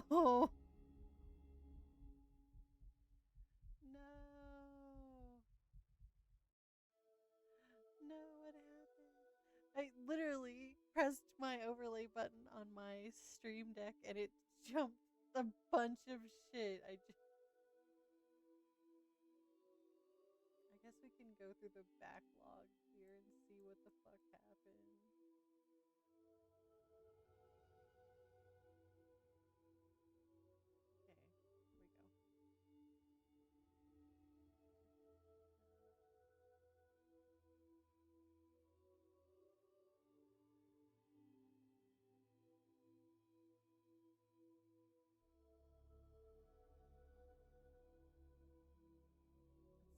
Like I said, Ryoko replies, smirking at the tension in Koji's voice. I have no idea how many times I've wished I'd killed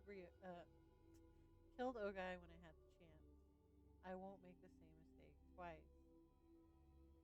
If I go to the police, then it'll be over, says Koji. Ryoko doesn't respond, as though she didn't even hear what Koji just said. Fuminori tried to kill me, Koji continues persistently. And if I report him, he'll be arrested. And Ryoko cuts him off harshly. You have witnesses? Proof? What was Sakisaka's motive? You know, Tono, you're completely misunderstanding what the police do. Their job isn't to fight for justice or even to keep people safe. What are you saying? Finding reasonable explanations for unreasonable events, that's what the police are for. They will always choose to believe the simplest, most logical explanation. Just like how water always flows downhill, they aren't interested in the truth. They don't know or care that the truth is often stranger than fiction. Oh.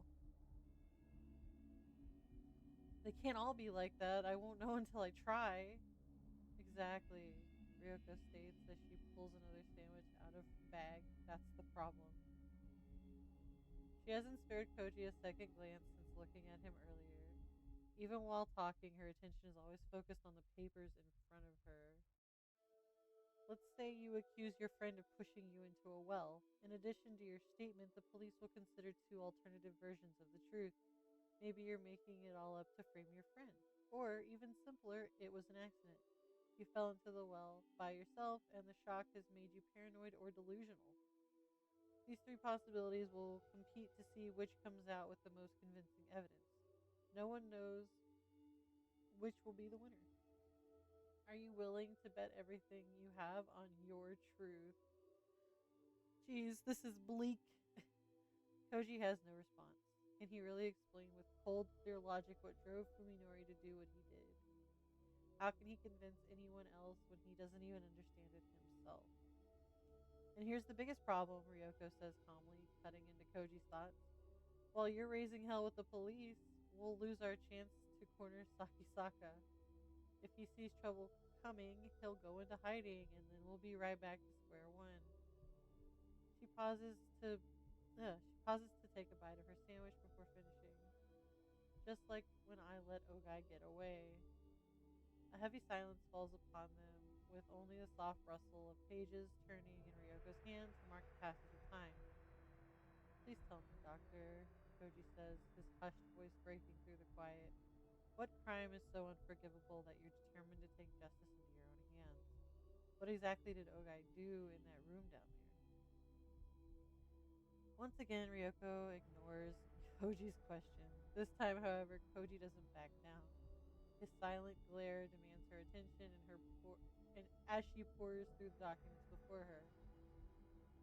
After some time, Ryoko rearranges the papers in her hands and sets them aside as though having come to some conclusion. She then turns her chair to face Koji for the first time since he awoke. Listen, Tono. Her hard stare belies the calmness in her voice. You need to get out of this while you still can. There are a lot of fine hot springs around here. Go relax and don't return to Tokyo until you're ready to forget any of this ever happened. Forget? Koji feels anger rise within him. Omi was my girlfriend. Fuminori was my best friend, and you're telling me to forget about them?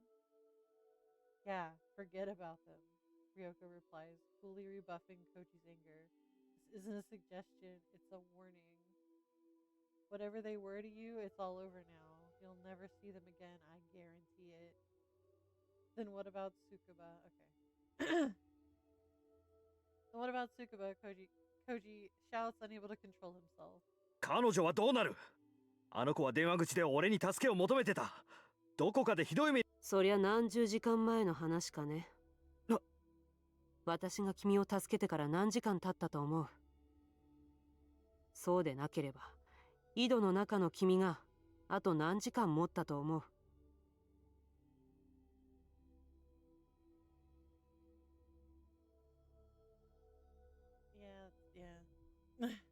遅すぎるよ。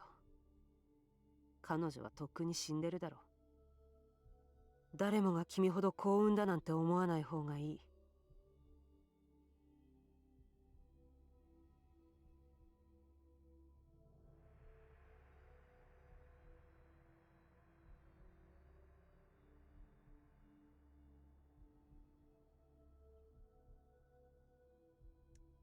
あんたは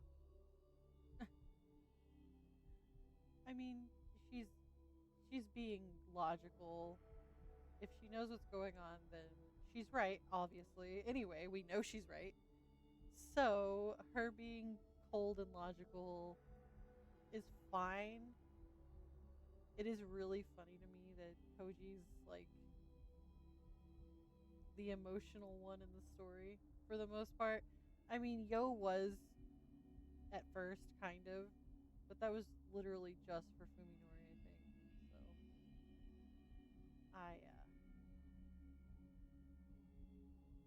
I think it's okay for the doctor to treat it like this. She knows more than she's telling us anyway.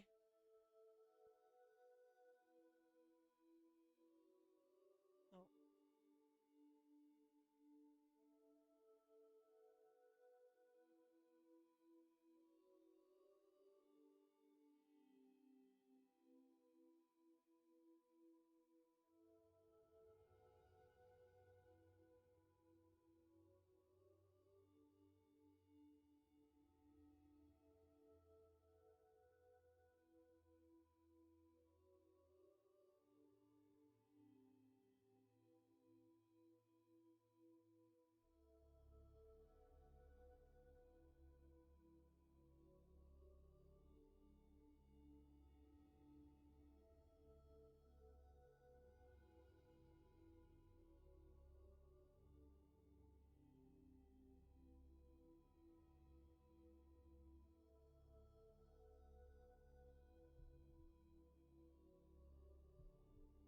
Wait, what? Wait, hold on a second. This. Oh, okay. So everything. Alright. That's fine. あの井戸で俺の死体を見つけても、あんた、なんとも思わなかったんだろうな。そりゃ覚悟してたからね。まさか生きてるとは思わなかったよ。It's fair. You're in the mountains, secluded in the fucking freezing cold weather. It's totally fine to think that you died in the bottom of that well. It's also water, so like, yeah. Water plus freezing equals bad usually. It is futile to argue with this woman, Koji realizes. Her values are fundamentally different from his own. Nothing he can say will ever move her. Koji gets out of bed and stands on shaky legs. どのくらい俺は寝てたんです。ざっと半日ばかり。消耗した後速やかに休息が取れるってのは羨ましいね。若いうちだけだよ。そういう無茶が効くのは。12 hours again. It's been another 12 hours. Koji looks at his watch and sees that it's 4 in the morning, which means that it was already early evening when Ryoko rescued him. Can't believe that he survived in that well for almost 2 days. Yeah, you should have been dead, I think. Now that the gaps in his memory have been filled and his sense of time has returned, he realizes that it's already Sunday morning. Ryoko's right. A lot of time has passed since he spoke to Yo on the phone. Koji grabs a sports drink and 2 jelly packs from the bag of food that Ryoko brought, then heads to the door. His legs are still a little unsteady, and but he can compensate for that with sheer willpower. 念のため聞かせてもらうが、どこに行くつもりだい？東京へ。着くばようはまだ間に合うかもしれない。彼女を助けに行きます。I don't know about that, man. 人の話を聞かないやつだね、君は。聞く耳持たないのはお互い様でしょう。This is just a battle of wills at this point. Who can be the bigger heartless asshole in which direction? Koji is expecting Ryoko to watch him go with that cold mocking smile of hers. Instead, however, she sighs heavily and rests her jaw in her hands. もう少し待つ気はないか。こいつのどこかに鴎外が鞘と名付けたものが何だったのか答えが隠されてるはずだ。筑波が死んでると決めてかかってるあんたなら当然そう思うでしょうね。I mean, she is, technically speaking. She's not the person you know anymore. In truth, Koji is extremely uneasy about going it alone. At the same time, however, he knows that he mustn't depend on Ryoko. She's made it clear that she doesn't care about saving lives. Teaming up with her will only make it difficult to salvage something, anything out of this nightmare. 殿君、仮にも一度は殺されかかってるんだ。もう二度と殺されるな。She picks up something from the table and tosses it to Koji. When Koji catches it, he feels a slight weight fill his hand. これは Koji stares at the menacing shape of cold metal. It's a revolver, the same one that was clenched in Ogai's skeletal fist. あと4発入ってる。安全装置はない。引き金を引くだけで弾が出る。There's no safety? Whoa. Dangerous. どこでどう使うかは。If Koji were his usual cautious self, he would not hesitate to reject this dangerous offering. The only time you truly need a gun is when all hope is lost. He'd prefer not to fight a losing war. And yet, without even knowing it, Koji has already set foot into Ryoko's world. Choosing instinct over reason, he accepts the small but deadly weapon and stuffs it into his pocket.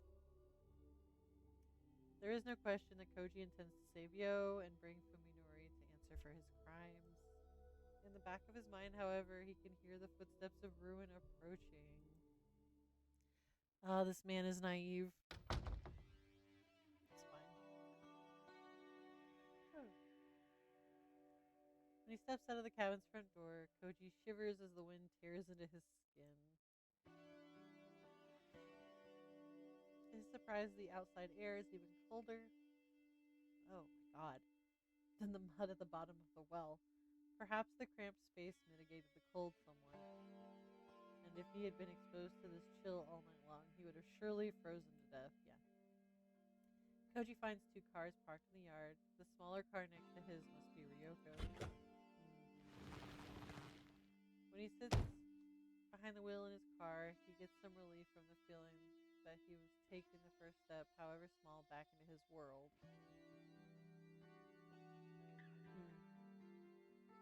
He sips the scorched drink, wetting his parched throat, and then washes down some jelly. His stomach rebels at the sudden influx of food after 36 hours on empty, but he manages to force down the urge to vomit. Koji needs the energy. No matter how hard it is, he must regain enough stamina to overcome the challenges ahead. After forcing down as much food as he can handle, Koji leans back in his seat and takes a short break. When he begins to feel like himself again, he reaches into the back seat and pulls his spare cell phone out of his bag. A spare cell phone? A college student in the early 2000s has a spare cell phone. Okay. Out of all of the things in this game that are unbelievable, I think it's that. I think it's that. He never expected that carrying 2 phones would be such a stroke of luck. Bro, that's just... Okay, that's just a plot convenience for you, I guess. As he calls up Fuminori's number and prepares to hit send, Koji is overcome by a flood of emotion. Yeah, your best friend tried to kill you, bro. I don't know if you should call him. Rage, despair, sorrow, pity. He is unable to decide what to feel towards his friend. However, there is no time to dwell on the past. Every second lost diminishes the chance of saving Omi, that woman is so dead. And yo, Koji refuses to consider that it may already be too late. Dude, Omi's been dead. She's been dead since like the day you saw her last. She's gone. He steels himself and presses the button and holds the phone to his ear as it rings. The shrill sound seems to go on for longer than it ever has in his life. Right now, Fuminori's phone must be displaying the name of the caller. Koji wonders what his reaction will be when he sees it. Call goes through. The silence on the other end of the phone. Koji senses surprise, apprehension, and dark fury. Feeling slightly gratified, Koji delivers the first jab. よう、そんなに意外か、死人からの電話は。驚いたね。どうやって。Koji is about to answer, an idea suddenly comes to him. 井戸の底に仕掛けがあったのさ。地下の隠し部屋に行くためのな。He paused to let it sink in. Then, with satisfaction filling his voice, he said, 会えたぜ、大貝正彦と。Fuminori's gasp tells Koji that the advantage is his. Keeping his voice bold, he decides to further exaggerate the truth. 何もかも分かった。さやってやつのことも全部。お前たちは終わりだよ、文則。何もかもバラしてやる。ところ構わずにぶちまけてやる。貴様は。I don't know if lying about that is good. Yeah, it should be fine. I managed to censor everything that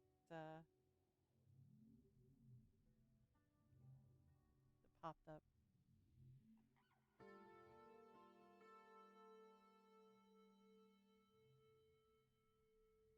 So far, anyway, we've still got an hour. So we'll have to see.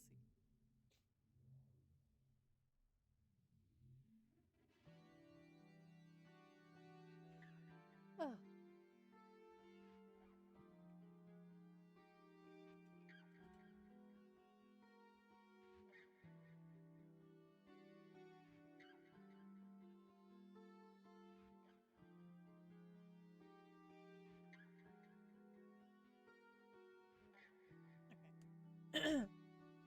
You son of a bitch. Alright. It's obvious from Fuminori's tone that rage has overwhelmed his reason.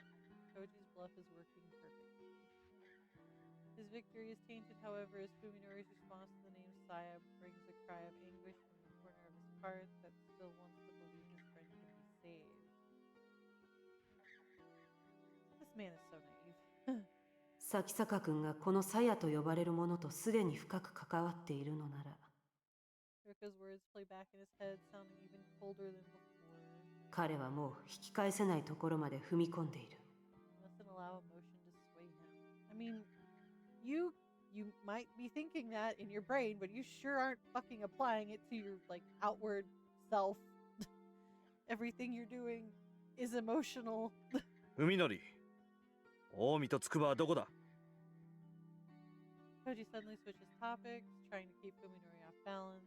It all comes down to this. 俺にだって情けはある。お前の出方次第では考えんでもない。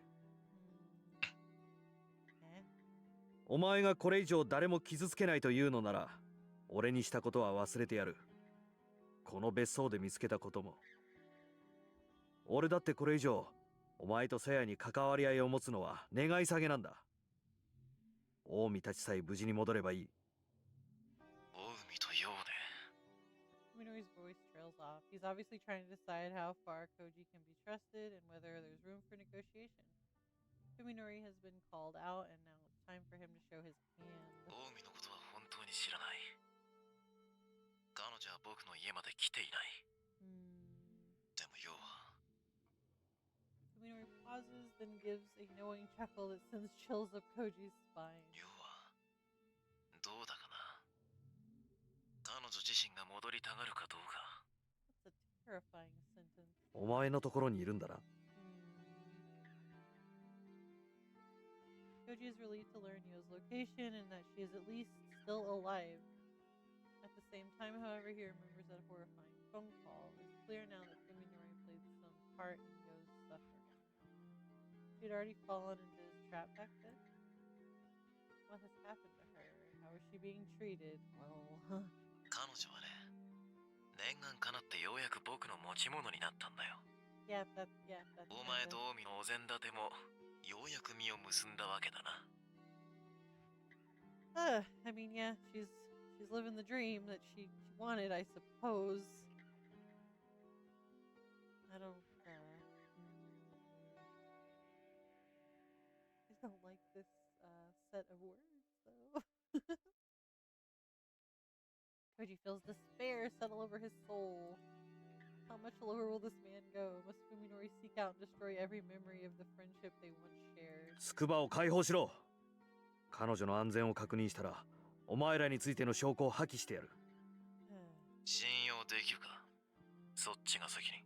お前に選択の余地を与えるつもりはないよ、文則。 Koji instinctively realizes Baker should push his bluff any further. 後でまた連絡する。それまでによく考えておけ。 He hangs up without waiting for a response. Well, at least he got out of there quick.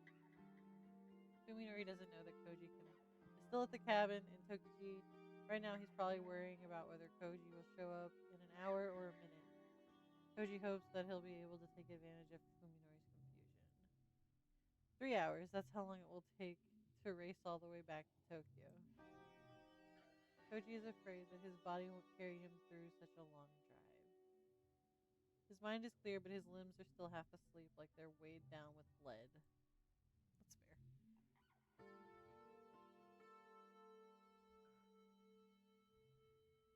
Although he knows that he has to stay resolute, Koji still longs for the peace he had just a few days ago, when life or death struggles were the furthest thing from his mind.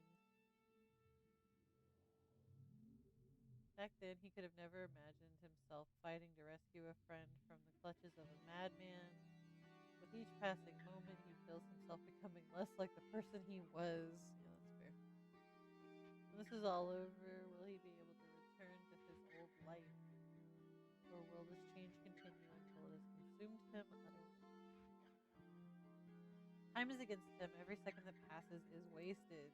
Even so, he decides to allow himself just 5 minutes of weakness. For exactly 5 minutes, he leans against the steering wheel and cries. And when his tears have run dry and his heart is calm, Koji starts up his car and drives away. Well then. Oh, we're back at Saya's house. I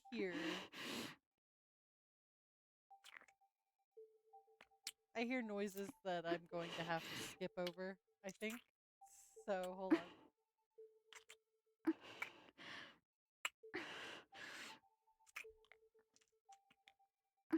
Yep, a lot of them. Why is this noise still happening?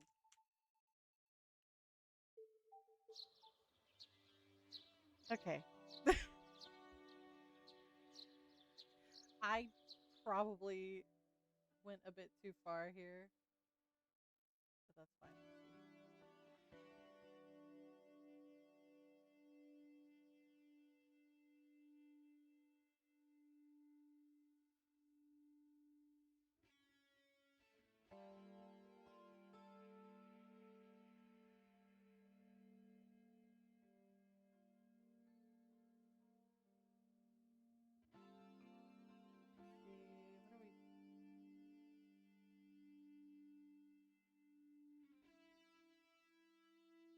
I don't want this. I need to figure out where the story is.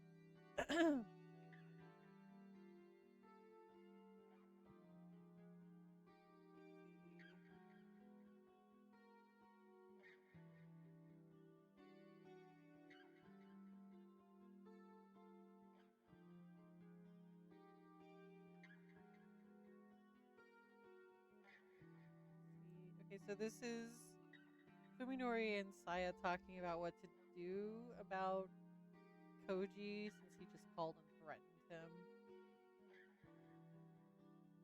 I think I'm good to move since I'm in a completely different scene. So, here... Oh. Alright. Okay. So, I'll read this from here. Don't worry. Oh, okay. We can travel light and take the Suzumi family car. I'd better withdraw everything that's left in my bank account and carry it as cash. I'll also need a weapon, something more reliable than a butcher's knife.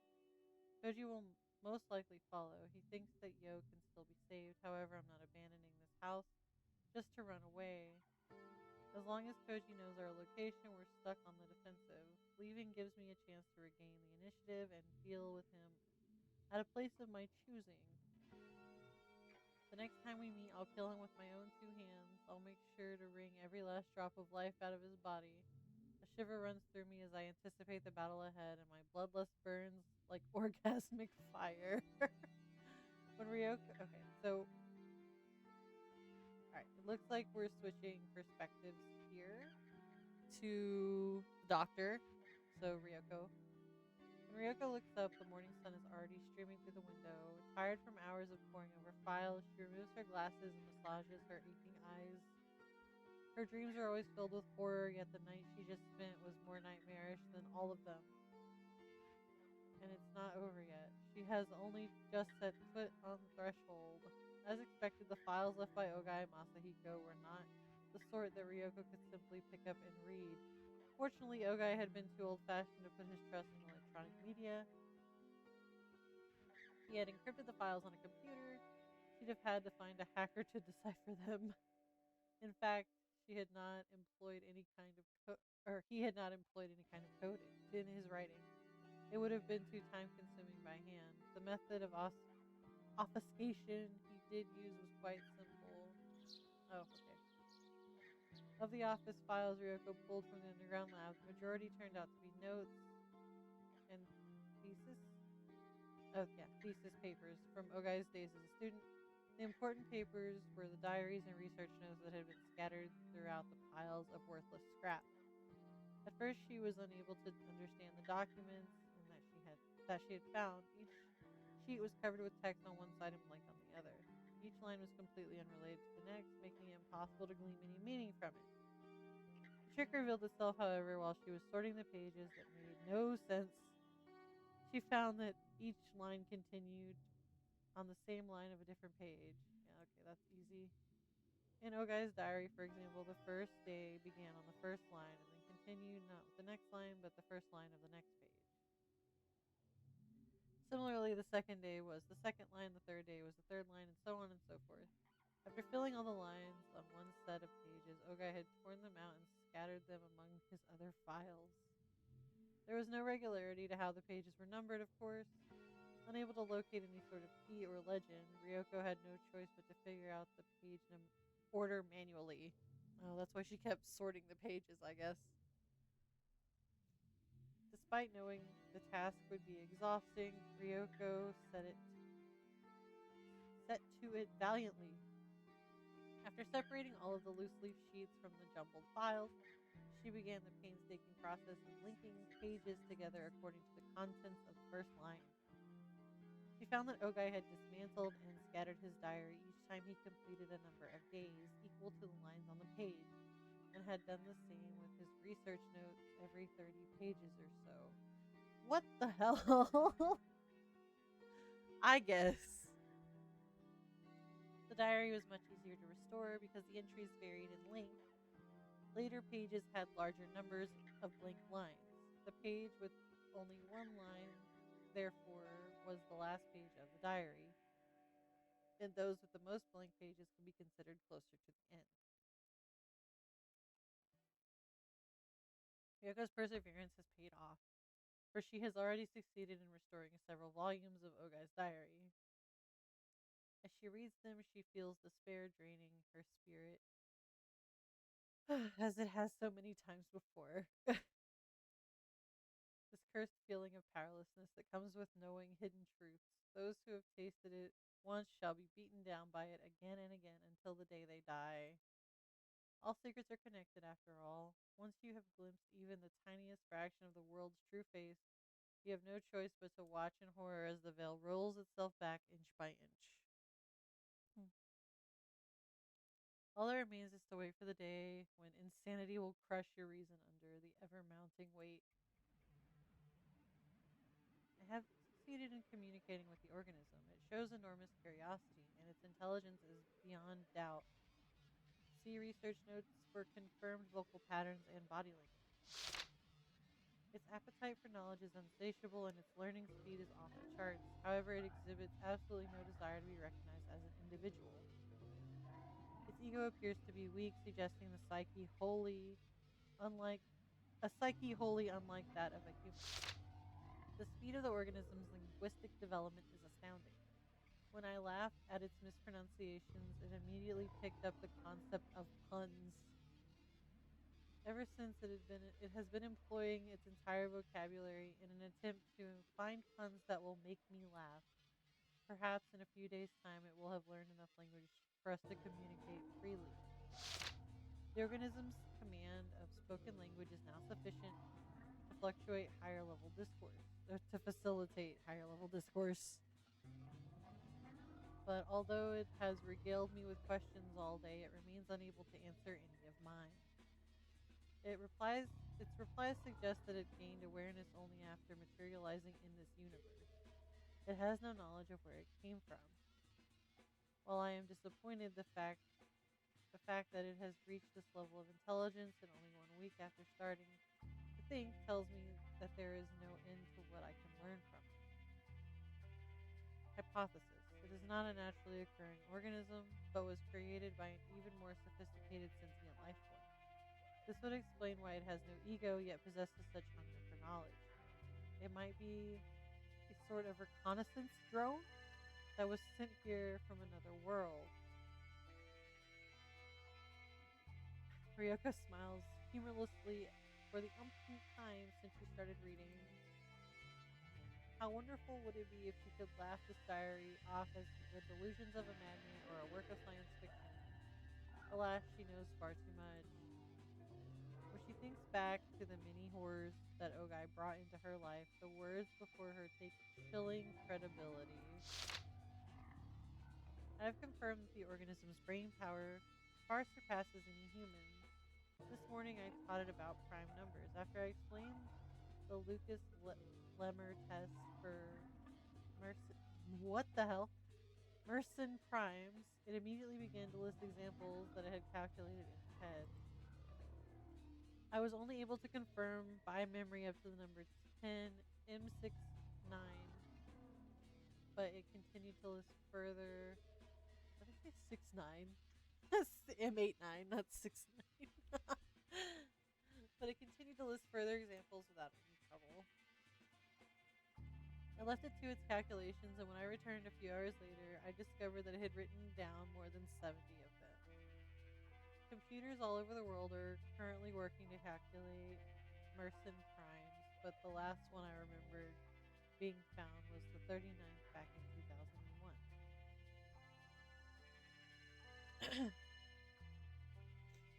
When I entered several of the results into my laptop and ran the Lucas-Lemmer test on them, I found that everyone was correct. The same is no doubt true of the rest. After all, the organism has never shown the pathological need for respect that would lead it to lie about its accomplishments. I see no reason to doubt its veracity. If I could reveal to the world the expedient method for discovering Mersenne primes, the prize money would make me a billionaire. Of course, my current research is worth far more than any sum of money. I must keep it secret. The organism's computational speed exceeds that of even the most powerful supercomputers. I can only conclude that its cognitive facilities are beyond anything humanity can imagine. At the organism's request, I have begun a new field of study. Despite its immeasurable ineptitude for mathematics, it now desires to concentrate on sociology and natural sciences. Perhaps our math problems are simply too elementary for it. It has shown especially keen interest in the means by which organisms reproduce and multiply. As it possesses nothing that could be called emotion, I hesitate to use this description, but when it learned about DNA, it seemed somehow excited. So, assuming that Saya is some kind of alien creature at this point, that's probably the easiest way to classify her, since she just materialized in the world. And the thought of DNA excites her. So she can see the code, she said, basically. She can see the DNA structure and fuck with it. So she's definitely... She's not human, obviously, but like organic computer of some kind, right? And the object, or I guess her like directive as that being, is to just create more of what she is. So, I guess being able to read the human blueprint that is just DNA and recreate that, recreate her image in humans, which she did with Yo, would be exciting, I suppose. In fact, the organism itself seems surprised by its reaction. When asked about the nature of the impulse, the organism decided to label it as instinct. If this description is indeed accurate, then it is an extremely significant development. It would mean that there is a deeper level to its psyche than just the knowledge it has acquired since coming to this world. If I can use this discovery to trace its roots, I might be able to learn what it truly is. Note: candidates for the plane and world of the organism's origin are discussed in my writings on the Silver Key, filed separately. I spent the whole day carrying books to its room. Apparently the organism is no longer satisfied by the knowledge I am able to impart. It should come as no surprise considering its linguistic prowess, but the speed at which it consumes text is astounding. The diary continues for some time, chronicling the intimate relationship between Ogai and the organism. In the back of her mind, Ryoko imagines the old doctor climbing down the well in the middle of the night to hold congress with some inhuman creature in that bizarre laboratory. The image is disturbingly similar to the nightmares that have shattered the silence of many nights with her screams. What follows, however, makes even worse nightmares pair in comparison. I'm worried. I'm worried. The organism has made a very strange request. It is the first time it has asked for anything other than food and reading materials. I can hardly believe it. It wants to consume the sperm of living creatures. Okay. This is separate from its desire for food, once again describing the impulse as instinctive. Now that it has declared itself a life form that requires the seed of males, it has begun to identify itself as female. After today, I suppose I'll start calling the organism a she. Okay, so Saya doesn't, or didn't, technically have a gender up to this point. Is the personality that she has begun to exhibit really just an imitation created for her amusement? Ever since she started to immerse herself in our literature, she has been acting astonishingly human. She identifies herself as female and already possesses an enormous store of cultural knowledge. Is she trying to create a human identity for herself based on these? I've seen her laugh, grow angry, and today she cried. Is she just copying our emotional displays? If not, then is she already? Is the soul something that any intelligent life form can acquire? I feel that I am witnessing something more mysterious than the genesis of life itself. Today is her birthday. Although it is a year late, I want to give her a special gift. Saya is the name of my mother's cat. In childhood, she was my soul friend and my beloved. I decided long ago that if I were ever blessed with children, I would give this name to my daughter. Happy birthday, Saya. Let this be the name of your soul. You have earned it. The ability that Saya has discovered in herself is showing more extraordinary results each day. I have no doubt that she is some kind of artist. What exactly is it that she created in her body from the rat semen I gave her? Oh my. At this point, I can only surmise that it is a type of retrovirus. The reverse What? Reverse transcriptase enzyme that creates creatures exactly what she desires. Okay. The rats have been transformed by her art are so very beautiful now. The many enzymes secreted by her body and the various appendages she uses are discussed in detail in my biological observations. Well, filed separately, here I will say this. By witnessing Saya perform her operations on several rats, I have gained much confidence in my theory that her body is designed specifically to manipulate the biology of other organisms. Yeah. Okay.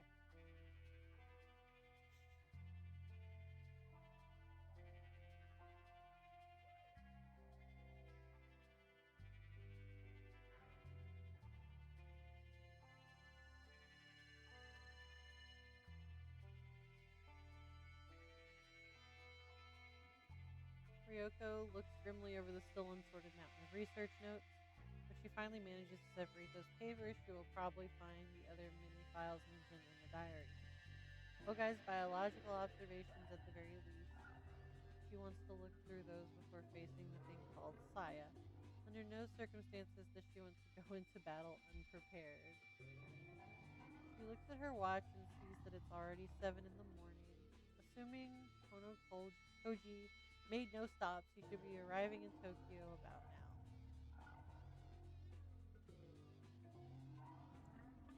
Now that it's too late, she wishes she'd stopped that stubborn fool from leaving, even if she had to shoot him in the leg to do it. Yeah, you probably should have kept him there.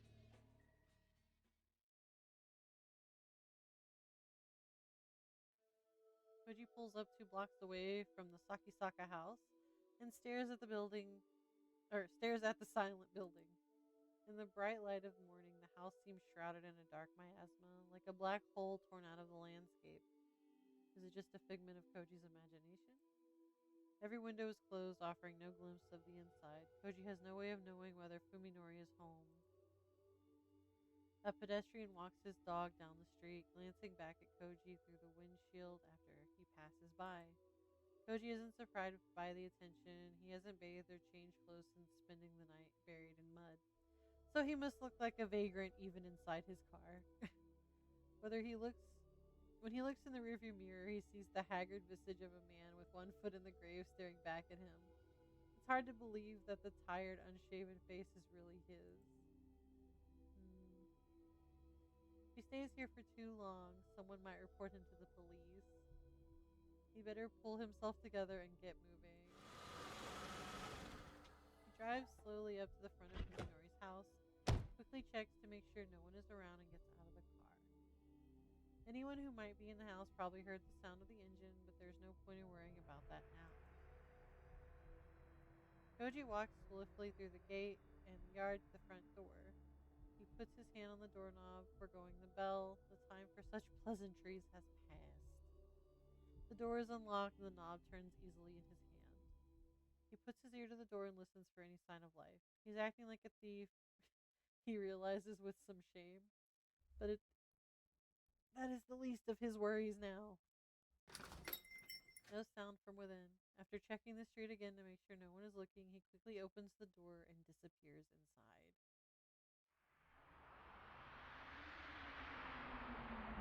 Oh, what a sound that was.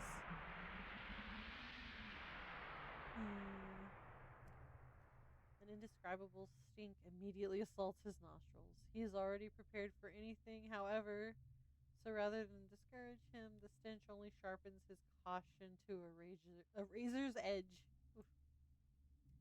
He has crossed this threshold many times in the past, and his memories of days spent here are still bright. So why does he feel some ominous, blood-chilling aura that permeated Ogai's house and cavern? Okay, so I guess that's Saya's aura. Saya's aura maxing in this house. Anger and sorrow seize Koji's heart as though a dear friend's grave has been defiled. Kinda. Koji doesn't remove his shoes before entering. He knows why he's here, and it's not to be polite. Every storm shutter is closed, filling the house with gloom, and he can see nothing but pitch-black darkness through the open doors in the hallway. He should have brought his flashlight from the car, he thinks ruefully. Then he remembers that he dropped the light when Fuminori attacked him. It's still lying in the backyard of the cabin in Tokichi. The house might be empty, then again it might not. Every particle of air seems charged with silent menace. Is his enemy lurking somewhere in the darkness? It's not hard to imagine Fuminori waiting for a chance to take him by surprise and finish what the well failed to do. God, that's such a weird sentence. Ugh. Koji walks down the first floor hallway, then climbs the stairs and checks the second floor too. He moves slowly and carefully, keeping his senses sharp, but feels nothing watching him from the shadows. After completing his round safely, he is convinced that the house is empty. He suddenly realizes that his right hand is touching the cold steel of the gun in his pocket. The intent to draw the weapon upon encountering Fuminori? Now that Koji thinks about it, his own actions seem mysterious to him. What is he planning to do when he meets Fuminori? Will he lay into him with curses and epithets? Will he force him to turn himself in, or will he... Koji shakes his head. This isn't the time for such hopeless questions. If he keeps thinking, he'll stop moving. If he stops moving, fear will paralyze him forever. His only choice is to keep marching on. He has to close the distance to his prey. In any case, Fuminori isn't home. What form their reunion takes will probably be decided at the moment of their meeting. All Koji has to do is not hesitate when the time comes. Still, why does the whole house smell like stagnant water? It's been 3 months since Fuminori distanced himself from his friends. Just what kind of life has he been leading all this time? Koji enters the living room and feels along the wall for the light switch. The moment he flips it on, the answer to his question is revealed. Yes. How far has Fuminori gone? Koji realizes this is the first time he encountered Fuminori's insanity in visible form. From the dust piled in the corners of the room, it is clear that the paint was not applied recently. How many nights has Fuminori spent surrounded by this maddening array of color? Why, if such obvious signs were available, didn't Koji realize that something was wrong before it got this bad? Was he deaf to the dying screams of Fuminori's sanity? Was their friendship really so worthless? As he stands petrified in the unfamiliar living room, Koji directs his anger entirely at himself. If he could, he would like nothing more than to apologize to Fuminori for failing to help him through his suffering.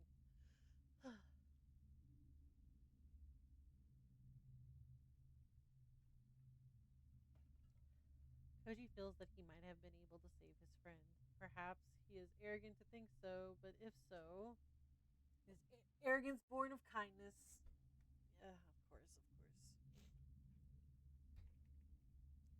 Koji passes through the living room and opens a sliding door that leads to the kitchen.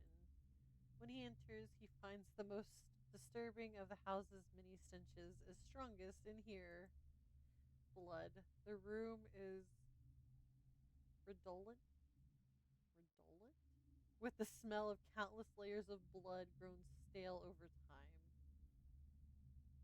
He peers into the well-used sink.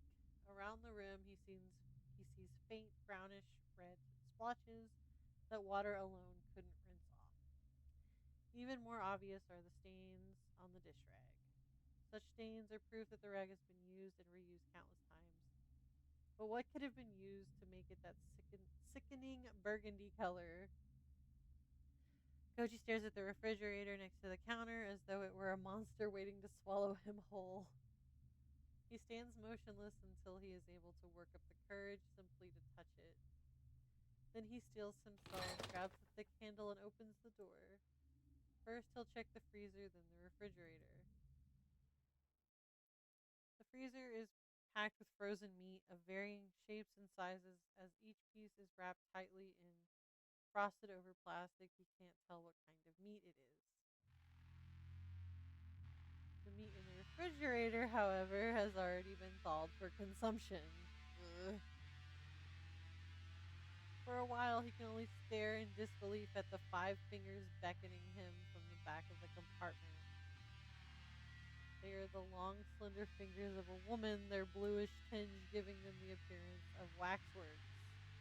Koji is unable to remember what Omi's hands looked like, even though he kissed her fingers countless times.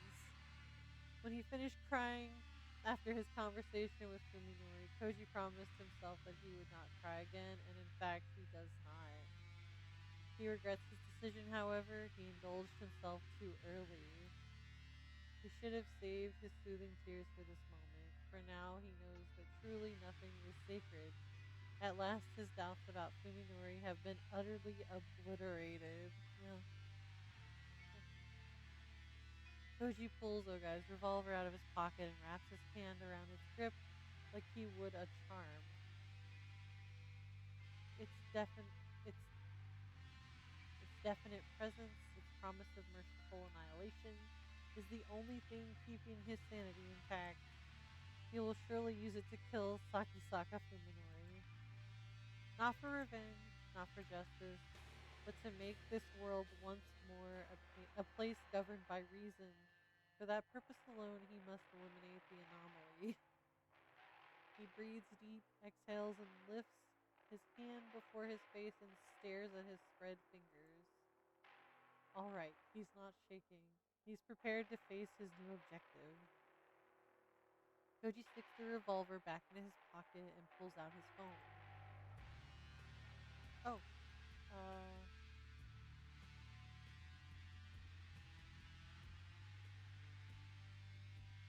there's very few choices in this game.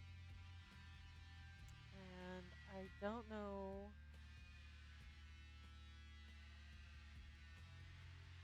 if this one is like this is an ending.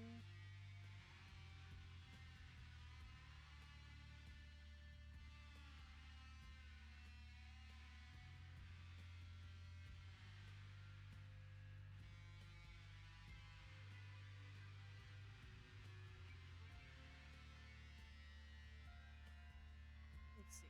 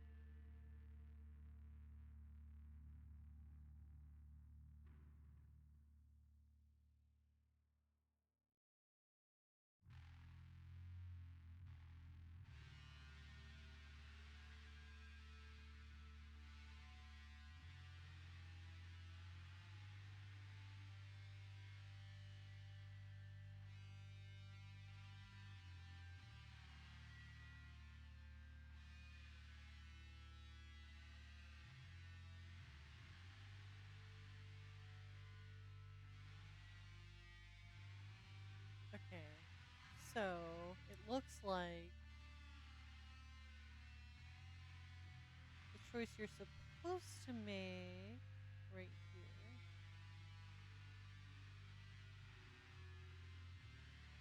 is to call Ryoko.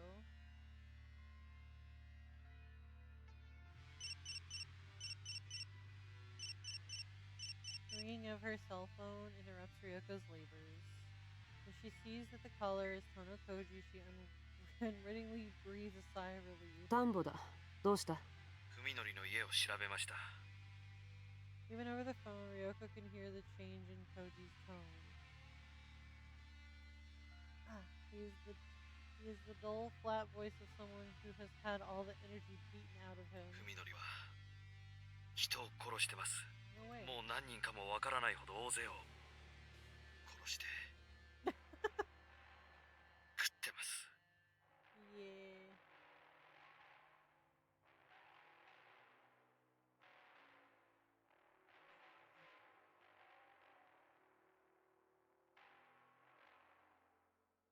His first steps into Ryoko's world have already brought him face to face with something particularly gruesome. In consideration of his probable state of mind, she decides to say nothing. 近江もそれに多分筑波も先生俺が間違ってました。 I mean, at least he admitted he was wrong. Definitely knew that, though. 君は生きているうちにこの電話をかけてきたんだから、まだ致命的な間違いを犯したわけじゃない。In fact. ともかく、もう今度こそ間違うな。私が戻るまで動くんじゃない。君が相手にしているやつは、一筋縄じゃいかない相手だ。Her understanding of Saya deepening by the hour, Ryoko is able to make this declaration with new confidence.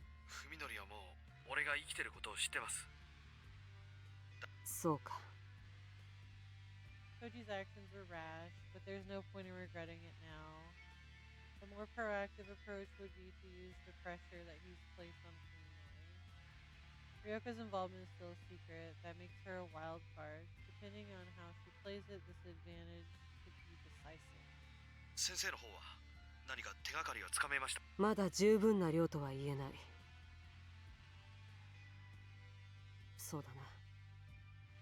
夜までには目処をつけて、夜半には東京に戻ろう。それまで君は余計なことをせず、おとなしくしていろ。いいね。はい。The lack of emotion in Koji's voice is actually reassuring to Ryoko. He's a machine now, able to do whatever it takes to accomplish a single goal, the extermination of Sakisaka Fuminori. He is even willing to accept help from Ryoko, whose principles hardly mesh with his. A praiseworthy change indeed. Yep. After Ryoko hangs up, she gloomily counts the stacks of loose leaf that still need to be restored. There's no time left. She'll only be able to get the general picture. If she has to go into battle with only fragmentary knowledge, then there's one thing that she absolutely must decipher. Ogai's biological reports, which should contain information on the strengths and weaknesses of the organism called Saya. All she can do now is pray for luck as she dives back into the mountains of paper. Well then. We're in Fuminori's perspective.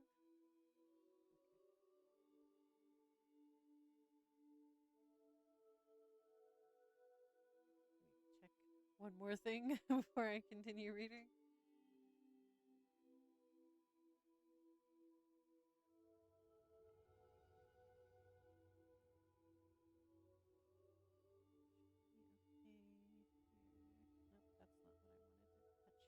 Nope, that's not what I wanted to touch. Oh my god.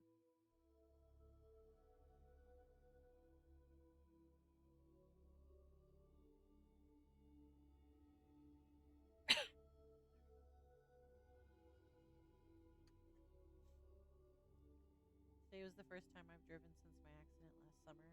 The proposition was always too dangerous to consider, given my inability to recognize roads and cars. Yeah. Things have changed, however, in the 3 months I've had to adapt to my condition. I know that what cars and pedestrians look like now. And even though I can't exactly see colors, I've learned to decipher lights and turn signals. I still can't read street signs, of course. Nevertheless, I managed to make it safely to our destination with Saya and Yo in the back seat. It was Saya who came up with the idea for our new hideout, an abandoned building she discovered while living with Dr. Ogai. In these hilly suburban residential areas, it's not hard to find thick patches of underdeveloped forest just off the beaten path. Saya's old playground is located in one such secluded area, unaffected by the flow of everyday life. It used to be a privately operated sanatorium, hidden amongst the silent trees. After the owners went bankrupt, it remained unsold and was eventually forgotten. After I left Saya and Yo at the hideout, I returned to town to make some preparations. Now I'm finally back at our new refuge. I have some reservations. I don't know what's going to be on the next slide, so... I liked this ruin from the moment I saw it. Mountains of construction materials and garbage litter the front yard, forming a serviceable barricade. This place looks even less likely to receive unwanted attention than our house. Since my brain sees humans as revolting monsters, places they've been tend to stink or seem covered in filthy slime. Ruins like these, long empty of life, are places I find the most restful. ただいま。 I call out to them to let them know I'm not a stranger. Then I go down to the basement where they are hiding. おかえりなさい。車平気だった？もう全然問題ない。一方通行の標識もどういうのか分かったし、スピードさえ出さなければどこを走っても大丈夫だよ。で、そっちは？ Maybe it's okay. I don't know. As long as I keep my speed down, there's nothing to worry about. Okay. 一通り調べたけど、やっぱりあれからずっと人が来た様子はないみたい。ここ。そうか。ならいいんだけど。A little worried that this abandoned building could become a hangout for biker gangs or homeless people. 多分表に積み上げてあるゴミのせい。あれ普通の人間にはちょっとDoesn't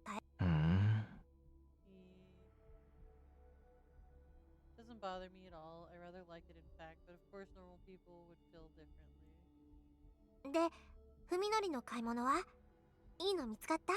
ああ、もちろん。How does it look like that? I guess that's just how he sees things. It's very strange. I proudly unwrapped the weapon I just bought from the camping ground store. A 1 meter long wood axe, the biggest and sturdiest I could find. 刃渡り15センチ以上のナイフは銃刀法違反だなって張り紙してあるのに、その隣でこんなもの売ってるんだよ。お笑いだよね。Well, generally, you hope that you're actually using this to cut wood. I grip the axe in both hands, testing its dependable weight, and swing it like a baseball bat. Whoa. The deadly blade sweeps through the air, right where a person's neck would be. Yo, who sprawled out on the floor, flinches at the sound and curls up into a ball. Okay, Yo has been mentioned, which means I need to do this. I don't know what state she'll be in if they show her. 切れ味とかどう？イオで試してみたら？ Oh my god, Saya. How sharp is it? Want to test it on Yo? いや、それはちょっと。I don't think that's a good idea. Definitely wasn't expecting Saya to suggest anything so brutal. 心配いらないよ。今のようの体だったら刃物とかの傷は割と簡単に治っちゃうから。You don't need to worry. Her new body can heal pretty easily from cuts and い such. や、それにしたって痛いだろ。But I'm sure it'll hurt. そっか。うん、そうだね。 Of course it will. It must have slipped her mind completely. She smiles at the oblivious Yo as if to hide her embarrassment, then says, でもさ、痛くされた時。いや、やっぱり pretty adorable. 人間に斧で切りかかるってのは気が引けるよ。Well, I just wouldn't feel right using the axe on a human. そうなの？じゃあ、コウジさんは？そりゃだって。Should be obvious, I guess, that Saya still doesn't understand. やつは僕には人間に見えないから、切ろうが潰そうが平気なもんさ。I don't see him as a human. I'll have no trouble cutting him into pieces. そんなに違うんだ。Of course it makes a difference. そうさ。人間には良心があるからね。どんなに憎い人間だろうと、人を殺すと思うとブレーキがかかるもんだ。No matter how そこ much... が僕の称賛でもある。I thought you were done reading. Jesus. Anyway, humans have a conscience, you see. No matter how much you hate someone, you can't help but think twice about killing them, and that's how I'll win. 本当に？ Saya seems awfully subdued. I guess she's concerned about what'll happen when I have it out with Koji. 体格じゃあいつが上だし、普通に喧嘩したんじゃ勝ち目は薄いかもしれないけどね。He's bigger and stronger, so I might not have much chance against him in a straight up fight. でも、僕にとっての化け物退治が、あいつにとっては人殺しなんだ。こいつは大きいよ。あいつはきっと、最後の瞬間で隙を見せる。But what's just slaying a monster to me is murder to him. This is big. He'll definitely hesitate when it counts. なんだか不安なんだよね。そういう心理戦っていうの確実じゃないっていうか。I'm a little worried, Saya says softly, staring at the floor with unusual gravity.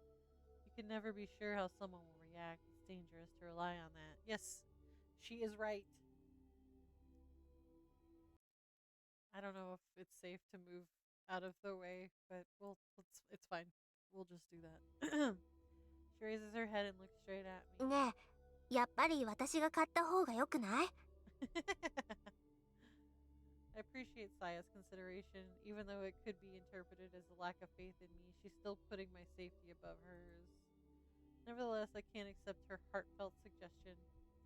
Yeah, she could just, kill him instantly, probably with no issue at all. But sure, let's just not do that, I guess. サヤの腕力だとさ、ヨウみたいな女の子なら楽にねじ伏せられるだろうけど、男を相手には厳しいと思うんだ。She literally, well,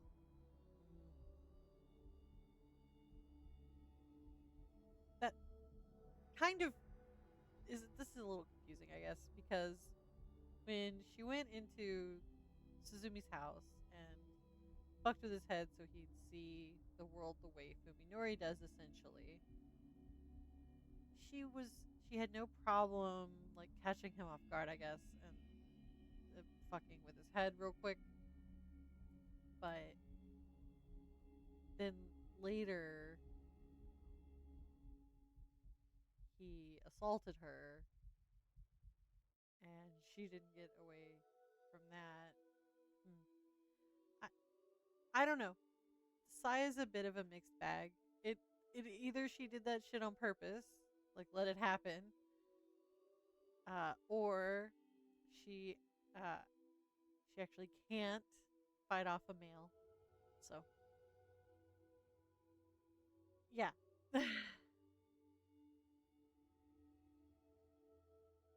でもね、あのおじさんも最初の不意打ちはうまくいったの。大抵の人間はね、サヤを見たら力が抜けて動けなくなっちゃうんだよ。What the hell does that mean? 病院だってそうだった。平気で話しかけてきたのって文則だけだよ。Most humans go limp when they see me? まあ、それも一理あるかもな。Can't imagine it personally, but I suppose it's possible that Saya's appearance is shocking enough to make someone lose their nerve. Suzumi was able to gain the advantage because he had the same condition as me, which let him see Saya as a cute girl. Fear doesn't necessarily make people weaker, however. Depending on the situation, it can even send someone into a berserk rage and make them harder to put down.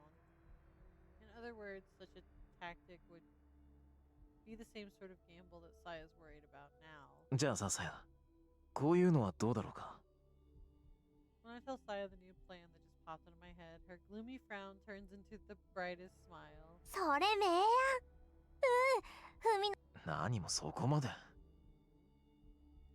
not exactly a great plan, but I guess the fact that it lessens the risk to me is enough to excite her. She's so easy to please, but that's part of what makes her so cute. で、いつ頃来るの？わからない。いずれ奴の方から電話があるだろう。そしたらここに誘い出して仕留める。Koji will come, and I know that he won't leave us alone. We could just keep running now that we've started, but I want to eliminate Koji as soon as possible. Therefore, when he contacts me, I intend to meet him unless it's an obvious trap. せっかく人間一人分の肉が仕入れられるのに、ここだと腐らせちゃうね。冷蔵庫ないし。他の動物を誘う餌にできないか？野良猫とかカラスをおびき寄せてさ。それ危ないよ。万が一取り逃した時、よそに持って。そっか。それもそうだ。Humans are extremely dangerous, and filthy, stinking bodies make me sick just by being nearby. Ironically, however, nothing tastes better than their meat. I truly regret having to abandon our well-stocked fridge. まあ、この辺だと森にもいろいろと住んでるから、そんなに食事には困らないんじゃないかな。3人分だよ。大丈夫かい？任せて。これでもさや、狩りは得意なんだから。そうか。じゃあ、今日からはサヤが一家の大黒柱だな。Yeah, probably. It's probably always been that way, to be honest. へへ。Saya giggles happily at my praise. I find these childish qualities of hers adorable. 今度はどのぐらいのんびりできるかな。 Because of the casual way she says it, I almost miss the emptiness to which she leads the question. どのぐらいかな。Saya's right, this won't last forever. No matter how safe this hideout might seem, we will have to abandon it eventually. The slightest mistake could put our life together in jeopardy, just like when I failed to silence Koji. Some dumb kids might decide that this old ruin is a good place to test their courage, or this land might be targeted for new development. In order to be together with Saya, I have chosen to live apart from society. We will never find lasting peace in this world teeming with humans, not unless we can somehow escape from it. 長い旅だと思えばいいさ。どうせ人生なんて旅みたいなものなんだ。時の流れを見送るか、自分自身が流れていくか、それだけの違いだよ。そうだよね。Saya smiles softly, perhaps in resignation, perhaps in sadness. Either way, there is a peace and contentment in her expression. それでも一人ぼっちじゃないし。ああ。I have no regrets. As long as I can hold Saya in my arms, I will gladly pay any price. それにね、いつかは私たちが人目を忍んで暮らさなくてもよくなる日が It's き a っと little 来るよ。 scary when you say it. それは約束してあげるから。 It sounds like a fairy tale, but for some reason she seems absolutely certain. I mean, yeah. それは明日かもしれないし、ずっと先のことかもしれない。いつ印が来るのか私にもわからないの。初めてのことだからほんのちょっぴり怖いんだけどね。I have no idea what Saya's prophetic words mean, but this isn't the first time she's said or done something mysterious. She's performed any number of miracles already. 僕らにも希望があるのかい。うん。きっとそれがさやが文則に送ってあげられる最後のプレゼント。さやの最初で最後の務め。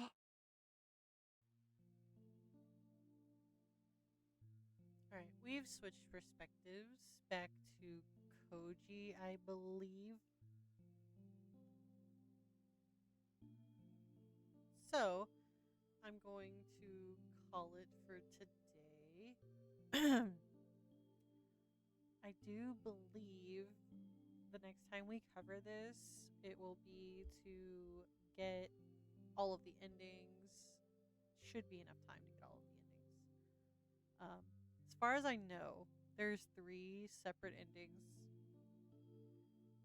to the game.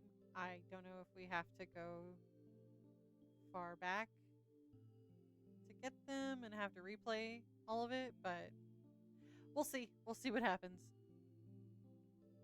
Tomorrow is funny Wheel of Games time, so we will let the wheel decide, and I say that every time, but the wheel is, it's 5 games. As long as we have time to play all 5 of them, we will play all 5 of them. So it just that just is what it is.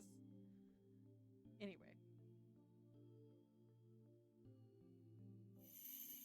Whoa.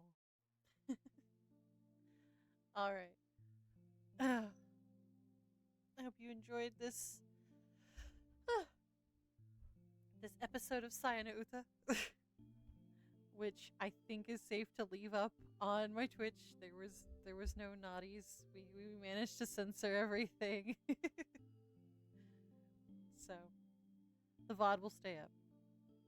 Alright, guys. I will see you tomorrow. Have a wonderful evening.じゃあね. If you enjoy the video, please leave a like, subscribe for more content like this, and turn notifications on so you always know when I've uploaded. And if you're just here to watch the model jiggle, that's fine too. じゃあね.